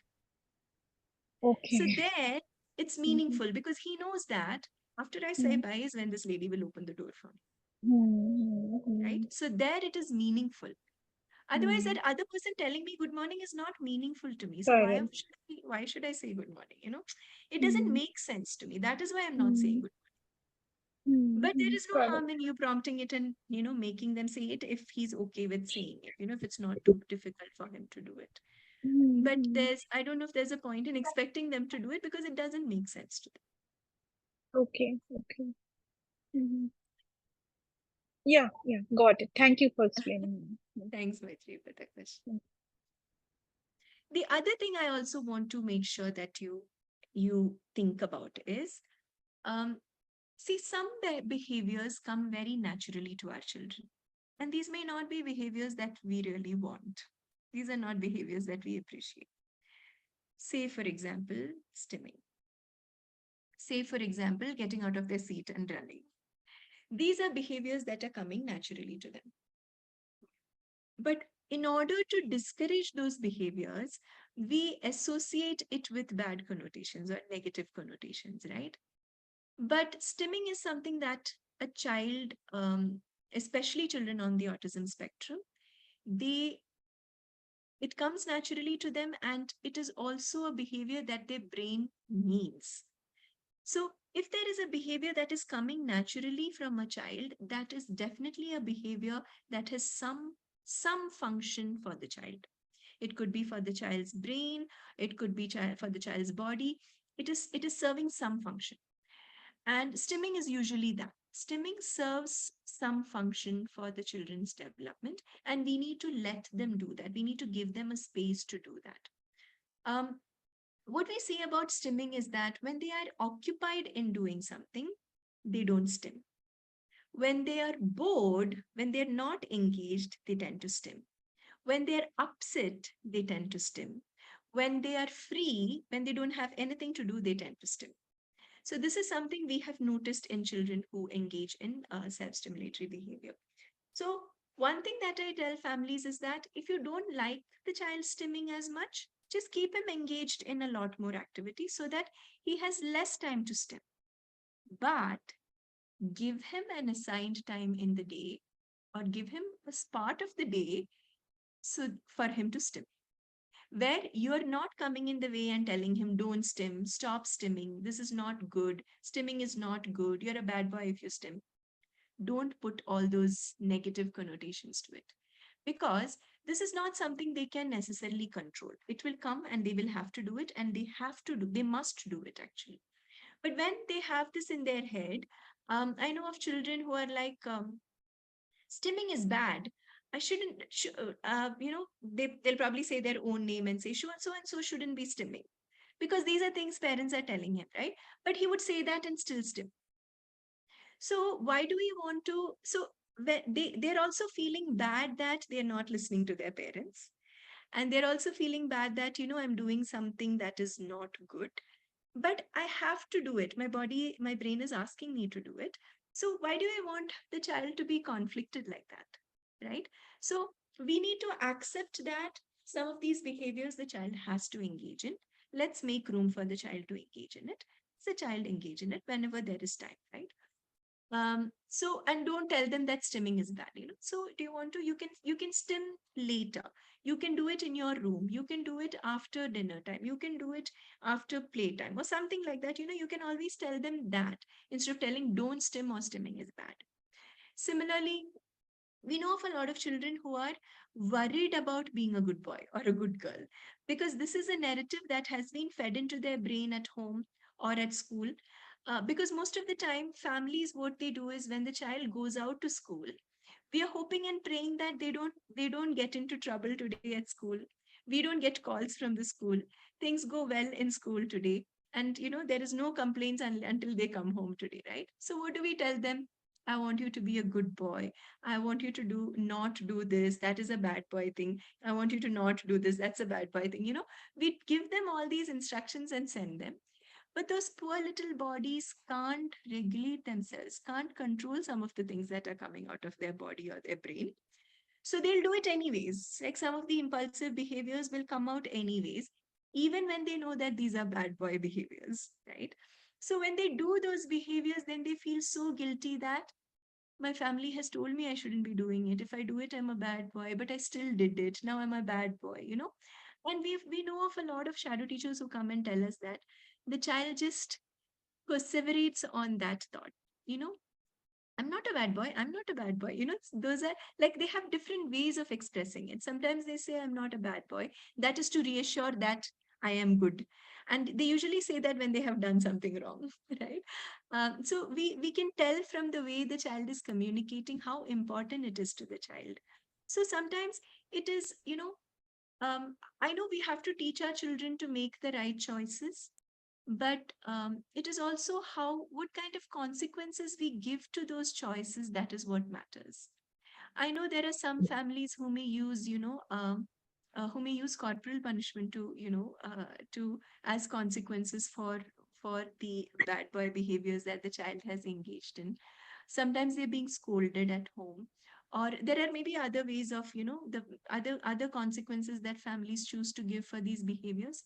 So when the child is associating it to those consequences, it becomes all the more difficult for the child to get it out of their head, because they're also worried now I'll have to face those consequences because I did this. And they're not necessarily doing it on purpose. It just so happens for them, right? Sometimes they're not able to control those impulses and control those behaviors. And then they have this guilt also that they have to carry. So what I'm trying to say is, let's not let's accept that there may be situations where the child will engage in those behaviors. We just have to talk to them about good choices and bad choices. But even if you have to take those bad choices, or even if you end up taking those bad choice, it is not always a bad thing. That is the message we might have to give them. You come and let me know, and I'm here to help you, right? That is the message our children need to get. I hope it's making sense to you. Yeah, Bindya, can I ask you a doubt? Can I Yes, interrupt? please. Yes, please. Yeah. From the time my daughter was small, I've been reading a lot on autism, and everywhere it says that you should allow stimming because it will help them to regulate. Yeah. Now, my daughter has this habit of making this shrill, sharp noise, like a shriek sound. Mm, Okay. Now, I used to allow that at home, thinking it was somehow right. regulating herself. But now she does it when we go to church, or, a place where she's Mm, not supposed to be making, or we go to a place where there's a funeral. She screams all of a sudden, or she makes this shrill, shrieking noise. Now, at this stage, I really can't stop her. Now she's 11 and she's big as well. So, where should I sometimes feel I should have controlled her at that point of time? Where do we understand? Like, if it is something like, she's lifting her clothes or something, we would have stopped it at that time. Now, this we thought this was helping her to regulate, and I actually encouraged her. Now I'm at a position where I'm not able to put a stop to it. Where do we draw the line? So sometimes some stims also, we try to understand where that stim is coming from. Sometimes, just like as I said, there's a function to that stim, right? So say for example, I don't know if there's a function. say for She does example, it in a choice. sorry, I So it's, couldn't hear that, Catherine. there's no I don't know if there's a you when you say function, you're saying there's a reason. Yes, I'll tell you what I'm trying to get at. Say for Oh, example, we see a lot of children who do vocal stimming in the classroom, for example, right, right? right. And they may be making, sometimes their sound, that vocal stim is too loud that it becomes disturbing for the rest of the class. So what we've realized is sometimes the reason why they're doing the vocal stimming is because they have a auditory sensory difference, which is Right. probably Agree. like hypo hyposensitivity in auditory sense, right? Right. So which means they need input in the auditory sense for them to be calm. So what Right. happens is, when the classroom is very quiet, then they are not able to regulate because they need some input going in all the time. So they make that input, right? So they Okay. make these sounds too, so that this input goes in and I'm calm. So Right. the function that is serving there is the hyposensitivity in the auditory sense, right? So for Right. that, once we realize where this is coming from, then we can support it accordingly. So for that, say for example, we would say, let's have headphones where there is music all the time or something like that, right? So there is input happening so that she doesn't have to make that input on her own. So Right. now But in yeah, sorry. Yeah, please go ahead. continue. No, in her case also, if we can identify where this is coming from, and then try and serve that function, we may be able to. So that is another lens we might have to look at it from, is what I'll say. Right. The reason why I say is because she does this in school, which is a special school, and where there's always some noise going in the background. And she does it at home when there's music being played or not being played. She runs Okay. when she's happy, excited. She does it at church. So all different scenarios. So So, we'll have to look into that a little bit more deeper and try okay. and understand that behavior. I can talk to you outside of this, Catherine, Yeah, and right. probably I think we might have to get an OT. Is she seeing an OT? Right now, no. It might be helpful to get an OT input also. Oh, And yeah, let's she see. has something in school. Yeah, she has something in school. Yeah, but So we don't know how they are, like we need to understand how that OT is reasoning out this mm, behavior also, right? Let's yeah, let's talk about this outside of this right. forum. Thanks, Bindia. Thanks so much. Yeah.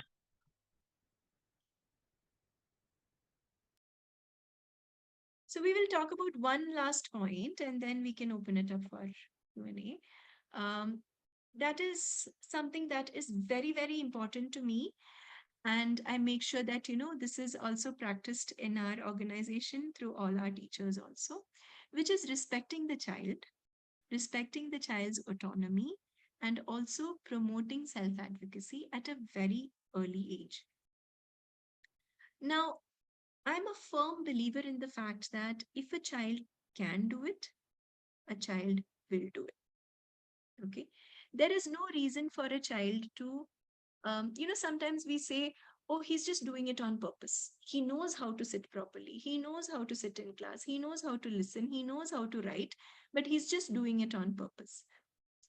There may be children who are doing it every now and then for fun or to, just play a joke on us, but children won't consistently do that on purpose, especially when they are hearing all negative feedback from around them for whatever they're doing. Why would a child choose to do something that they are always being complained for, or always being reprimanded for or punished for?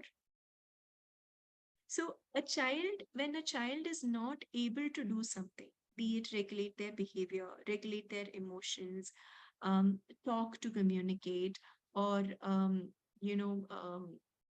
do academics, when a child is not doing it, there is definitely a reason. There is definitely something that is stopping the child from doing it at that point. Not forever, only at that point, right? But once they get over that, and once it becomes easier for them, or once that block is lifted, which means their body or their brain is ready to do it, they will start doing it. So sometimes it is about giving them the time to do it, right? But what happens is we tend to make judgments about them. We tend to say, negative things about them. Or sometimes we also tend to say that, oh, he cannot do it, so let me do it for him. Or he cannot make that decision, so I'm going to make that decision for him. So a lot of things where we also overcompensate. Sometimes we are pushing the child too much, or sometimes we are overcompensating for the difficulties that they have. Now, the other thing that we tend to do when our children are not doing the expected behaviors, or doing or engaging in behaviors that are, not appropriate, we go for the behavior modification techniques, which is what practices like applied behavior analysis or ABA and all promote, right? Now, behavior modification techniques are not neuroaffirmative. The reason being that they do not respect the child, they do not respect the child's autonomy, they do not respect the child's readiness when they engage in those interventions. Most of the time, behavior modification techniques stem from a goal that the teacher or the parent decides, right? So what happens in most behavior modification techniques is that you look at what, say for example, the child is 4-year-old. You look at a checklist that says at 4 years of age, these are the things that the child should be doing. And now this particular child I have is not doing these things, which means these things become the goal for the child. And now what am I doing? I'm forcing this child to do these things, whichever I have, identified in this list. And I'm making the child do it no matter what. I'm not checking with the child, are you okay with doing it? Do you want to do this? We are not. We are doing it only because that is the normative behavior. That is the normative behavior given in this checklist for a 4-year-old. So sometimes eye contact is part of it. Talking is a part of it. Asking for things is a part of it. Now, sometimes these are not something as an autistic person this child should be expected to do, or as an autistic person the child's autism may be preventing the child from doing. Now what we also try to say is that, and this is coming again from people who have grown up with autism and are adults with autism now. So a lot of the people who have lived experience are coming back and saying that most behavior modification therapies were very traumatic for them. So they've been traumatized by those therapies, and some people are even going through PTSD, like post-traumatic stress disorder, as an adult because of the therapies that they have taken as children. Now that is huge, right? Because as therapists, when we are doing therapies, our intention is always to help a child. But when we realize that children are not only being helped, or not only being not helped, but they're also being damaged because of that. So then why would we want to go back to strategies like that? So when I say that I will give you this, which is something that you really, really like, if you do this for me, that to me is a rights violation. When the child has the right to get this thing that he likes, even without doing what I'm asking him to do for me. So that is where I have differences of opinion with behavior modification approaches, where we use rewards or punishments to modify the child's behavior. And these techniques don't necessarily respect the child's autonomy. Now, how do we encourage autonomy in children? Right from an early age, we need to teach our children how to make choices. So if you think about it, for all this, we come back to that first point that we talked about. Communication is crucial. Communication is so important that I cannot emphasize it enough. So communication is important for the child to know these are my choices and I can make a choice. And if I make a choice, the adults around me are going to respect that choice. This is a lesson that the child should be taught early on in life. Then we will be able to, when their choices are respected, the child is understanding that I have a voice. I can say what I want and people are listening to it, right? And then we also engage them in decisions that are being made for him, right? Now there is this, I don't know, you want to go for swimming today, or do you want to just sit and watch movie today? Or you seem to be not liking this speech therapy session that you've been going to. Do you want to continue it? What is going on? Engaging them, understanding their point of view about the decisions that are being made for them. In most cases, we don't do that, right? Especially when it is a neurodivergent child, even for a neurotypical child, we don't ask them for their opinion. But we tend to not ask them for opinion, or we tend to make these decisions for them, right? We never ask our children, even our neurotypical children, we never ask our children which school you want to go to. We pick a school that we think is the best and we put them there, right? It's the same with our neurodivergent children also. The decisions that are being made for them does not have, their voice is not included in those decisions. So this is also something that we need to inculcate at a very early stage, very early age in children's lives, so that as they grow up, they become more and more equipped to advocate for themselves. right? In whatever little way it is, we need to promote this self-advocacy bit also. So there's a lot of activism, lot of action happening in that area, in the self-advocacy area in India right now, because we know the importance of lived experience. We want to hear from them only. Instead of us going and telling people, what should be or should not be done, we are having more and more people who have lived experience coming and fight their own fight, right? So even for making policy changes, even for going and talking about their problems in public forums, we are promoting more and more of people with lived experience to go do that and self advocate for themselves. So I think I keep telling our teachers also, small things, sometimes don't go and ask the teacher for your child, ask your child to go and ask the teacher himself. Things like that, that'll give them that confidence also, that I have a voice and my voice is also being heard. So I think I'm going to stop there and I'll open it up for questions, comments, Ma'am, disagreements. one question. This ABA technique. Now I'm hearing that it is not similar to old practices which have been included in ABA.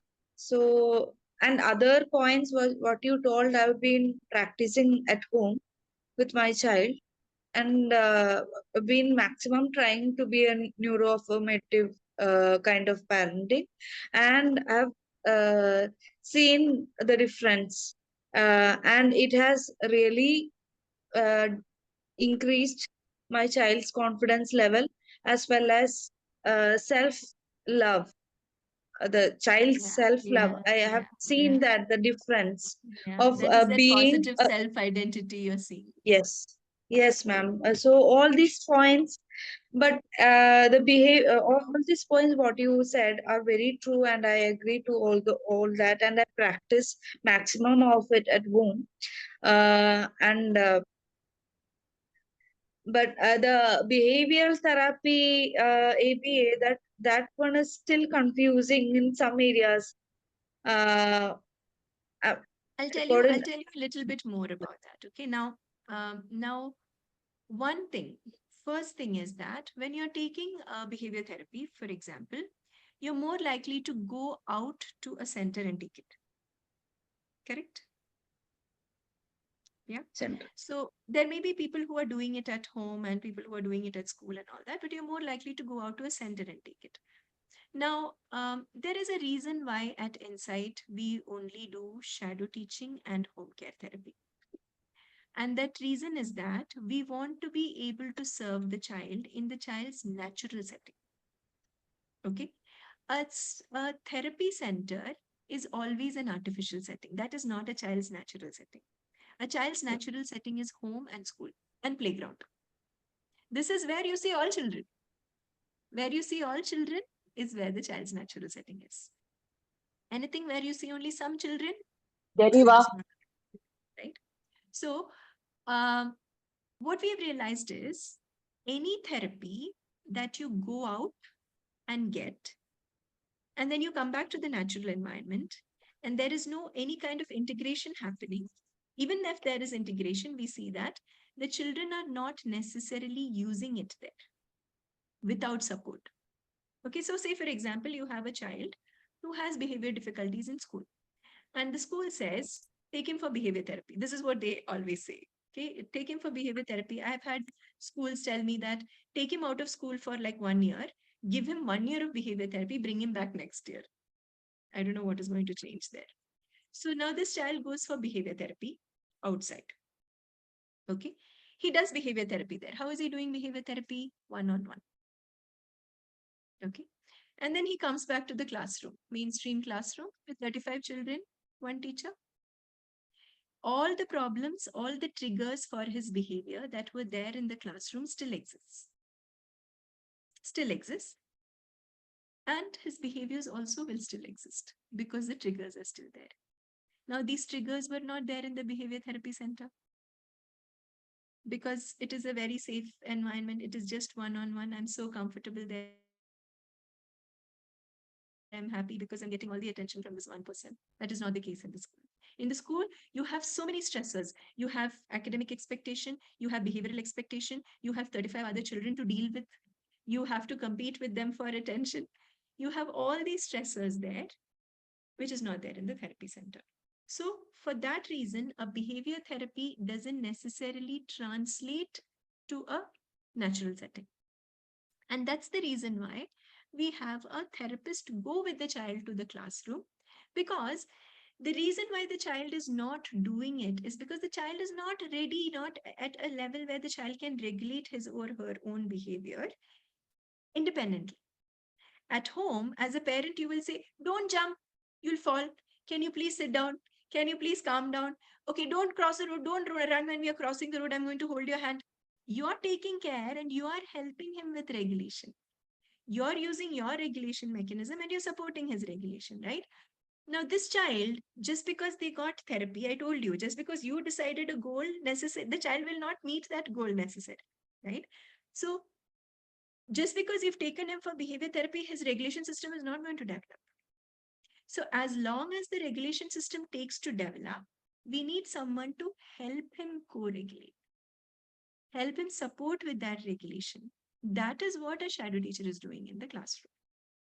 Right? So when the child does not know when to sit, or child does not know when to take a break, when to ask for a break, a shadow teacher is helping with that. When a child does not know how to interact with the classmates, a shadow teacher is helping with that. So there also the shadow teacher is training the child to do certain things in that natural environment. Slowly, slowly, when the child picks up the skill, the teacher is taking a step back.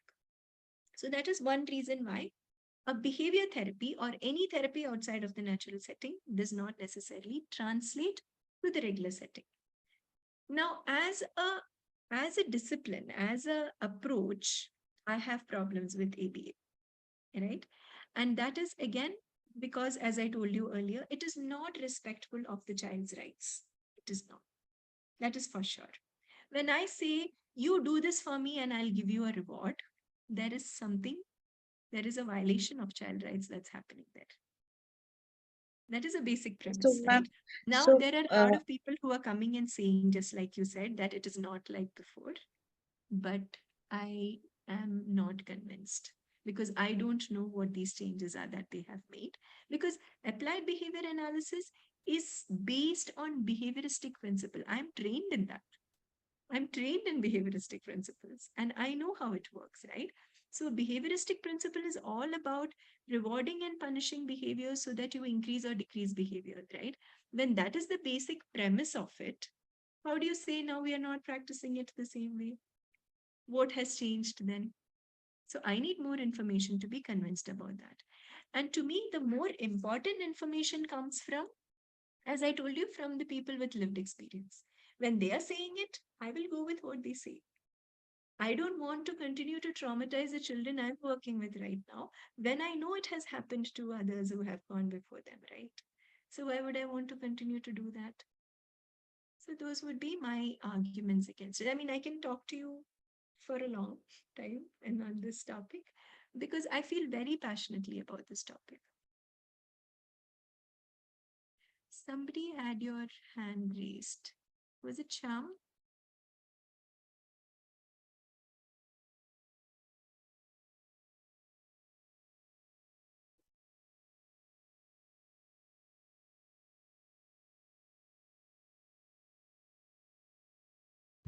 Bindya, I'd like to add something, if that's Yes, okay, please. Yes, please. to the ABA Please. discussion. First of all, thank you for like, I think it's very hard for a lot of therapists in the field to openly take a stand. And as a neurodivergent person myself, thank you. Just thank you for taking the stand on it. And yeah, that being said, I think so I also work with ND children. I have an ND child. My spouse is ND, I'm ND. It's just an ND world here. And I think both from my lived experience as well as from the people I've worked with, I think it's very hard to communicate the internal especially sensory or communicative differences that we feel. And it is just like, so many people, so many parents talk about stimming, for example. I realize that as an ND adult, I have a lot of freedom. Like, a lot of parents say that, oh, yes, it's all nice to be neuroaffirming in the house and in the school, but, the child has to go out into the real world and put up with expectations from the real world. And if you actually go to think about it, when we're adults, we have so much freedom to be neuroaffirming to ourselves. We don't eat foods that we find texturally ick to eat. We don't go to nightclubs if we find the music too loud. If we go to a particular, like in our houses, we have the choice of dimming our lights, or getting lights that work for us. And often all of these sensory triggers, they stack up to being like just existing from a day-to-day activities can be very traumatic when you have sensory triggers all the time. And then if you have a person who is trying to stop your innate way of coping with your sensory triggers, okay, um that is just, it's horrific. There's no other word for it. And not just from the like emotional experience of the child, but I have seen so many instances where a behaviorist will have sorted out one issue that the child is coming to get fixed through the reward and punishment method, and suddenly they get a call from a teacher saying, oh, he's sorted out with this issue, but now he has this other issue that has cropped up. And what I see that child's body finding a new way to cope, that was not shut down or not pushed out of his options. So I think really coming at it from a place of curiosity of, okay, what's going on for you that I can support you with, uh, is a much better way to just integrate the issue long term. So I'll give you an example of my daughter. Okay, she's had sensory auditory sensitivity all her life, and she would have a meltdown when it got too much. And for years, people have said, no, she'll have to put up with this when she's older, and like now you can allow a meltdown, and you can make accommodations. But what happens when she's 10 years old, and now she's almost 10? What happens when she's a teenager? And I was just blown away to see that now that she's 10, she can actually make a decision to say, okay, you know what, I really want to go for this particular event, and I know that I'm going to struggle with the noise. What are methods that I can use to cope with it before, during, and after? And can I make the choice of choosing not to go? If it's not worth it to me, I'm just going to choose not to go. But if it is a non-negotiable, like if she has to go to the hospital for a checkup and it's going to be loud and crazy, she understands that, yes, I know I struggle with this. What are the methods that have helped me in the past? Thinking through all of those techniques, they're so much more efficient. So she's become completely independent. She's like, I think if we had used behavioral therapy to sort this out, I think we'd still be saying, okay, if you come to this event now, I will give you a chocolate. And therapists have tried that with her, and she has reduced them to tears by saying, you know what, I don't care about your chocolate. I don't care about whether you think I'm a bad girl or a good girl. I'm not doing this. It's not okay. That's it. And when you run into issues like that, behaviorism is not going to work anyway. So might as well like save all your energy and use more neuro-affirming methods to help the kids. But yeah, that's my piece. Thank you so much, Hosanna, for that. And I think That needs a definitely thumbs up. yes, definitely, definitely. And that's why it's so powerful when it comes from people who have experienced it, right? I mean, I can sit here and talk for like hours, but then when you have somebody who's actually experienced it come and say, it makes so much of a difference. And I think, Hosanna, you bring up a good point, which I wanted to mention today as well. I have a lot of families who come and talk to me and, they worry about. So the child may be very young, but they'll say, what will he do when he's an adult, right? And the child is probably just 6 or 7. And I'm like, your 7-year-old little one is different from the 3-year-old little one you had, right? Your 7-year-old little one is not going to be like this when he's 26. I guarantee you that, right? So because the parents are so anxious, they always think that far, right? But we forget that our 7-year-old is going to grow. He's going to be a 26-year-old or a 27-year-old whenever he's going to be doing that, whatever we are thinking. And they'll be a very different person. And as you said, by then they would have also developed a lot of different ways of coping with it. So thank you so much for bringing that up.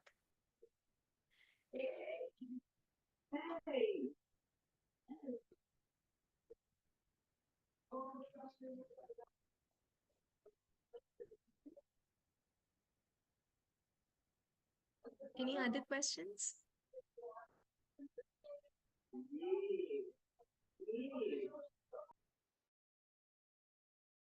I have a question.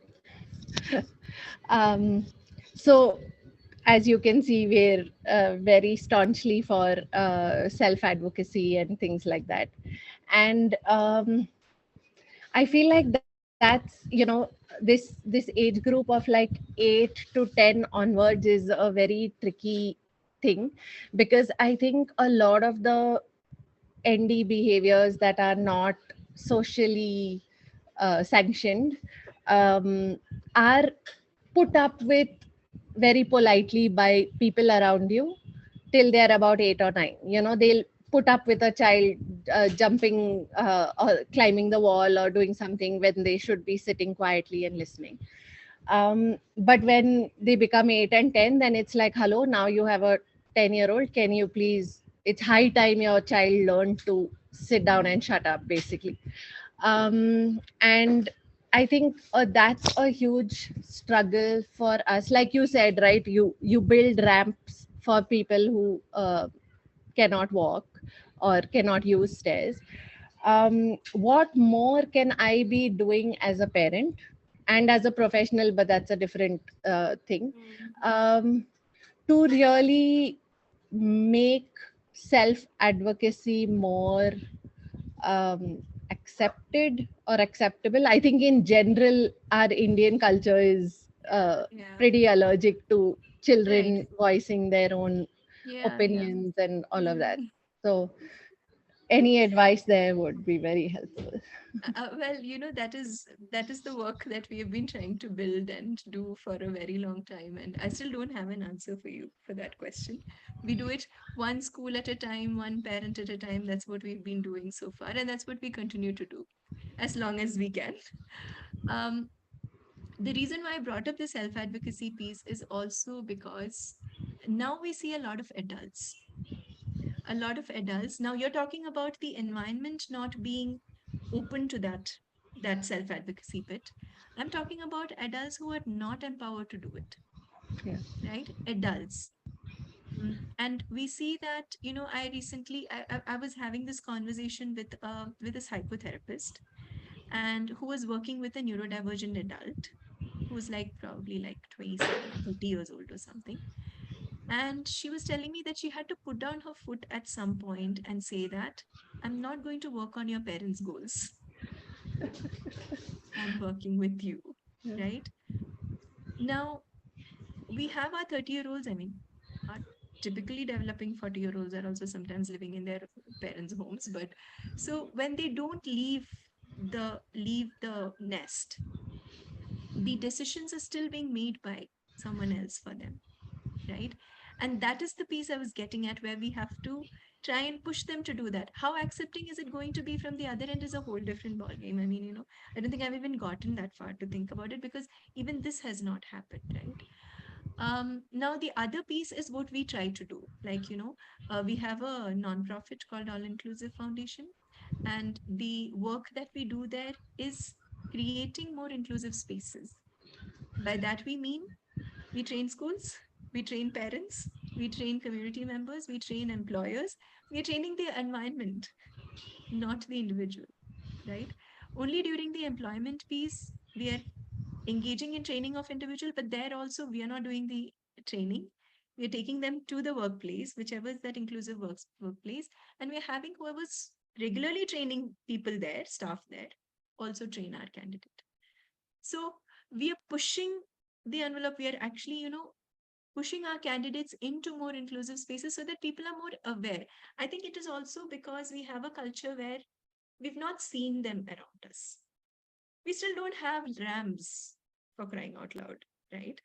We've not seen people who are different around us. We are not used to seeing them around us.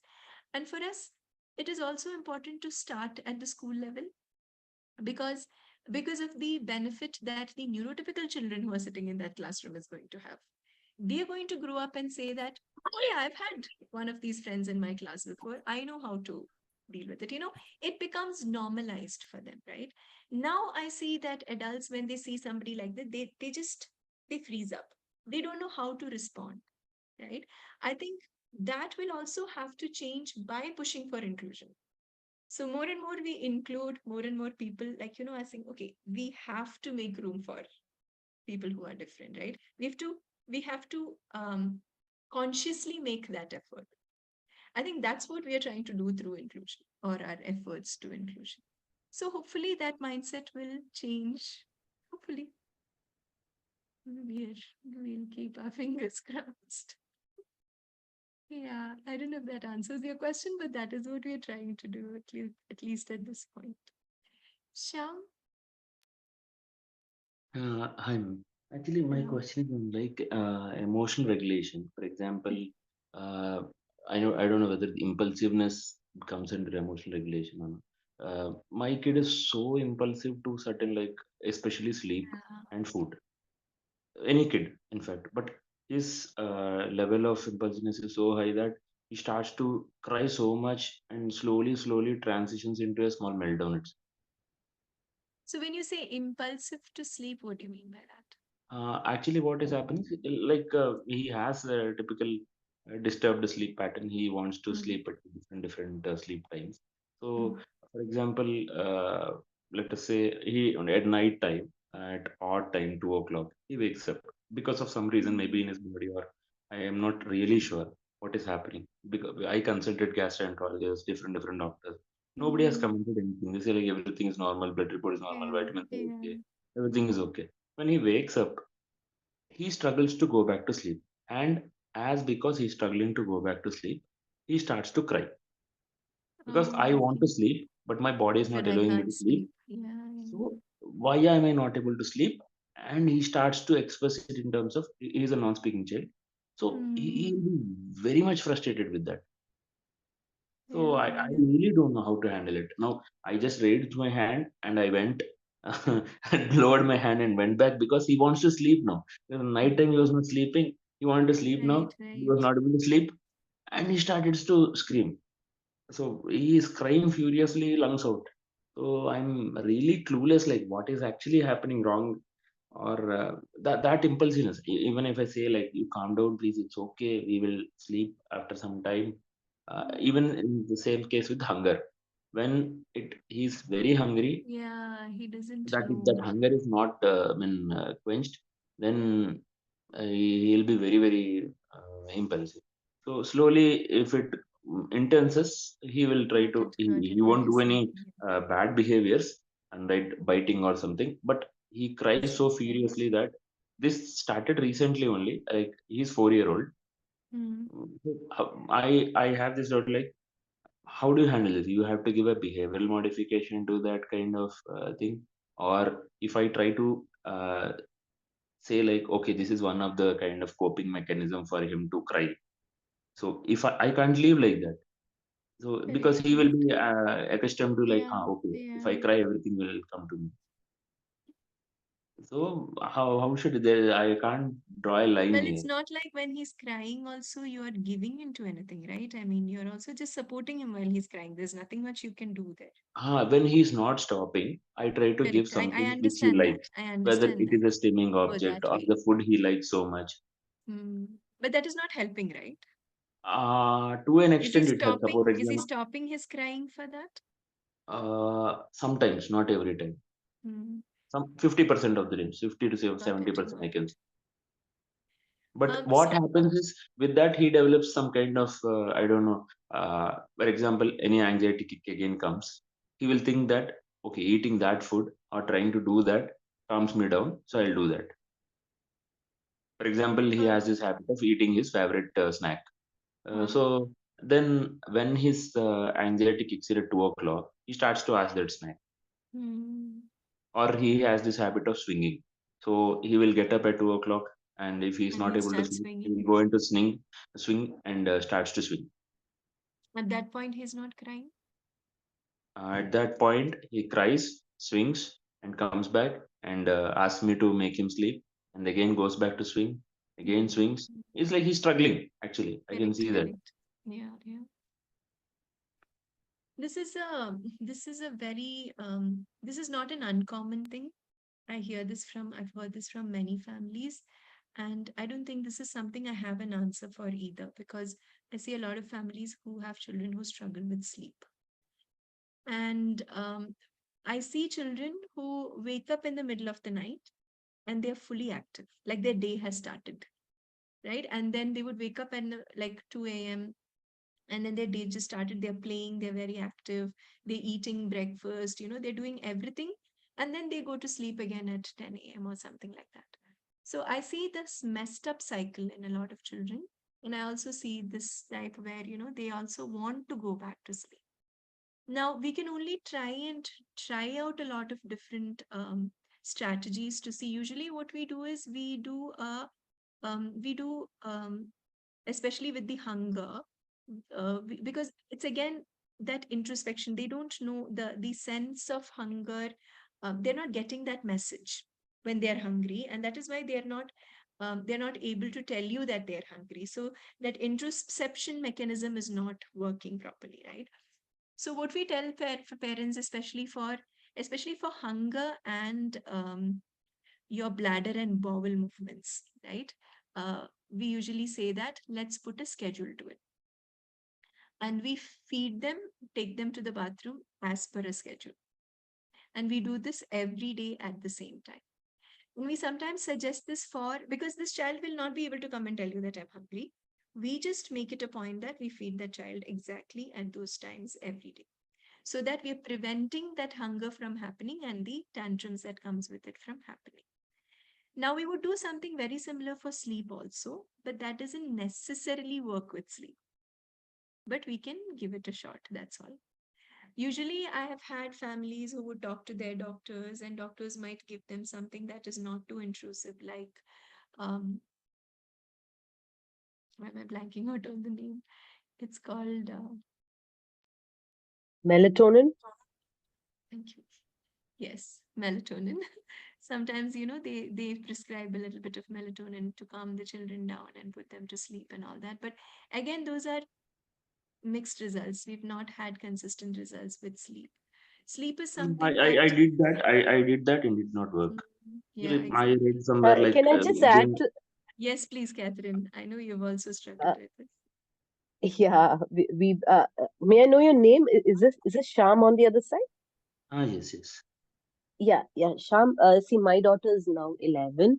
We've been struggling from age 3 until age 7 or 8 with the same issues you've been saying. We've tried a lot of methods like massaging, putting these relaxing music, a lot of other things, but nothing worked. The only thing that can help is, first of all, you have to stop the sleep during the daytime. Have you stopped that? The daytime Yeah, sleep. that is stopped. That is stopped. That is stop. And what time does she go to sleep at night? Does he go to sleep at night? 9 o'clock, 8:30. Yeah. So in our case, my daughter also had this habit of sleeping at 9. But whenever she sleeps at 9 or 10, she would wake up by 2, 3, or sometimes 1 o'clock, Exactly. 12 Right. o'clock. Because each sleep Yeah. cycle is at So, I listen like 2 hours. right. So he completes 2 cycles. Exactly at the second cycle ending, he'll wake up. Yeah. So what we tried to do was we tried to stop putting her to sleep at 9. We kept pushing that until 11 or 12, and then 12, if she sleeps at 12, she used to sleep throughout. There wouldn't be any break. But if she sleeps at 9, we saw somehow there would be a break in between, and then again she would not sleep until the early morning. Now I've seen this with a lot of children. So what we did was we stopped putting her to sleep at 9 o'clock. We pushed it like 10, 11, 12, and then we would let her sleep by 12, and then she would sleep throughout for like next 8 hours or 9 hours. That worked with us, but I'm not saying it would work with your child. But the Correct. earlier you My, put them my, to my sleep, child is actually trying to sleep just half an hour before. I drag it to 9 o'clock. Dragging it to 11 o'clock would be huge. yeah.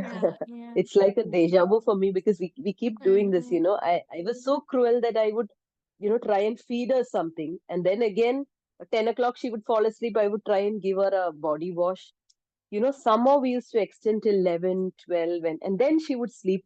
But after some time, it has fallen into place. Now she sleeps by like 12 or 12:30, but with melatonin only, but she sleeps throughout. It has helped, and now with age it will definitely change, that is for sure. Can You I can interrupt as a first you can parent? take my number and we can chat separately. Can I interrupt on this topic as a parent Yes, of an please. older child?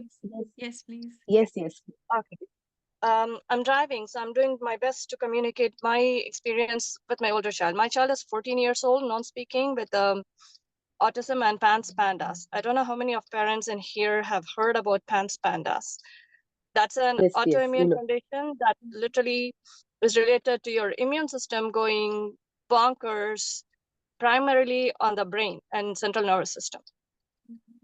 My child had this trouble of not sleeping from the almost, I would say, from the age of from the newborn, I would say, all the way until 9 years, until we started addressing his adrenal issues. Some say melatonin works, some said it's also a hormone. So you need to consider the whole endocrinologist situation in here. And when we started addressing his adrenal fatigue, I'm not giving any recommendation to any particular supplement or so. I highly recommend to work with an immunologist or endocrinologist to figure out the whole situation. But what finally started working out for us is by addressing the adrenal fatigue using adrenal cortex and stuff. And majorly to get us permanently helping on that is the homeopathy. So when a child is not having an irregulated adrenals, that's not working right, you will have hypoglycemia, which means in the morning they will wake up with rage. That's how my son was. His sugar was not regulated, so he was hungry waking up. He wouldn't go to sleep until 1-ish and wake up at 6-ish, sometimes 2-ish. And that's how crazy it was for us. And just letting you know, sometimes addressing the metabolic issues of the children might help you get over it. And doing a complete CBC and working with an immunologist who understands autism or any PANS pandas, autoimmune encephalitis would be the best place that I would recommend to start if you are going the Western medicine, or trying to work with an homeopath could help you on this particular situation.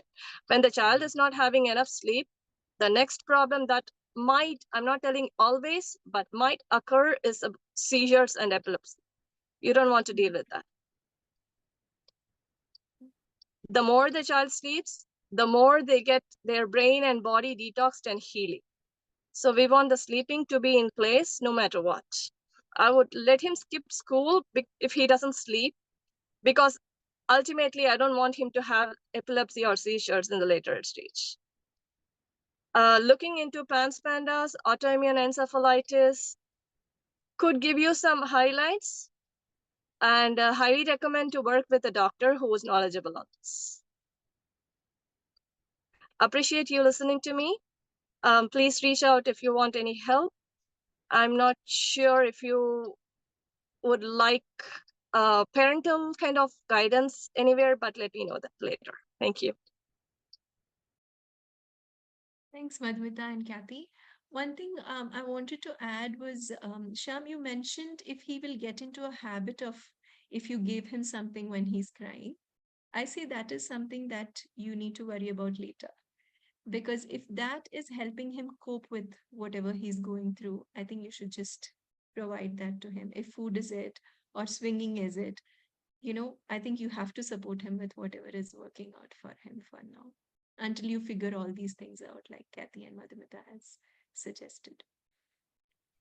Even I would like to interrupt that even my kid, I'm sorry, Sumant. So my kid also has got the sleep issue. So and also two more disturbing things also. I went to the child psychologist also. Then he prescribed risperidone. I think you all must be knowing that. So with that, I think his sleep was very good. Really? Then my child psychologist changed the medicine to Arifin MC, which is again a sleep, or I think that is he told is used for schizophrenia or something. So, but again, when I started that, then again I used to observe some few things like uh, she was having good sleep for around 2 hours, 3 hours, and she should wake up at around 2 a.m. in the night, and then again she will go to the sleep at around 6 or 7 a.m. in the morning.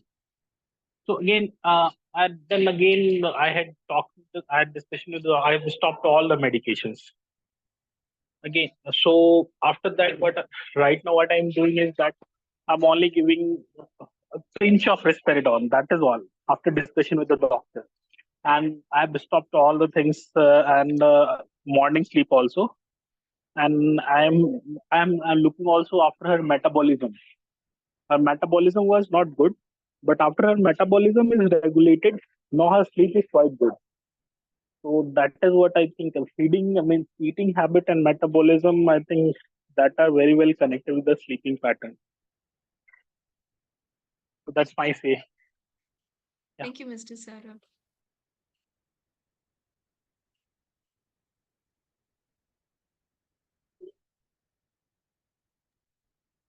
Okay, I think I think we can wrap up.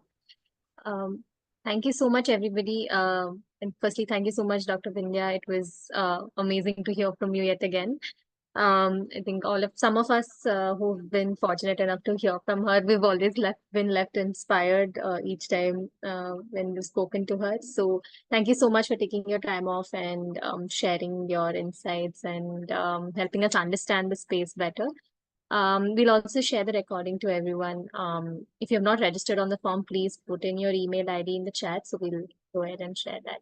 And thank you everybody for joining in. It was great interacting and sharing. And yeah, if you need any support or help, then you can reach out to us. And then some of you who want to reach out to Dr. Bindya, then you can reach out to us. We will connect you with her and then yeah, Raki, if you can just put in your email ID, I'll share the details and you can reach out to her. Thank you. Thank you, everybody.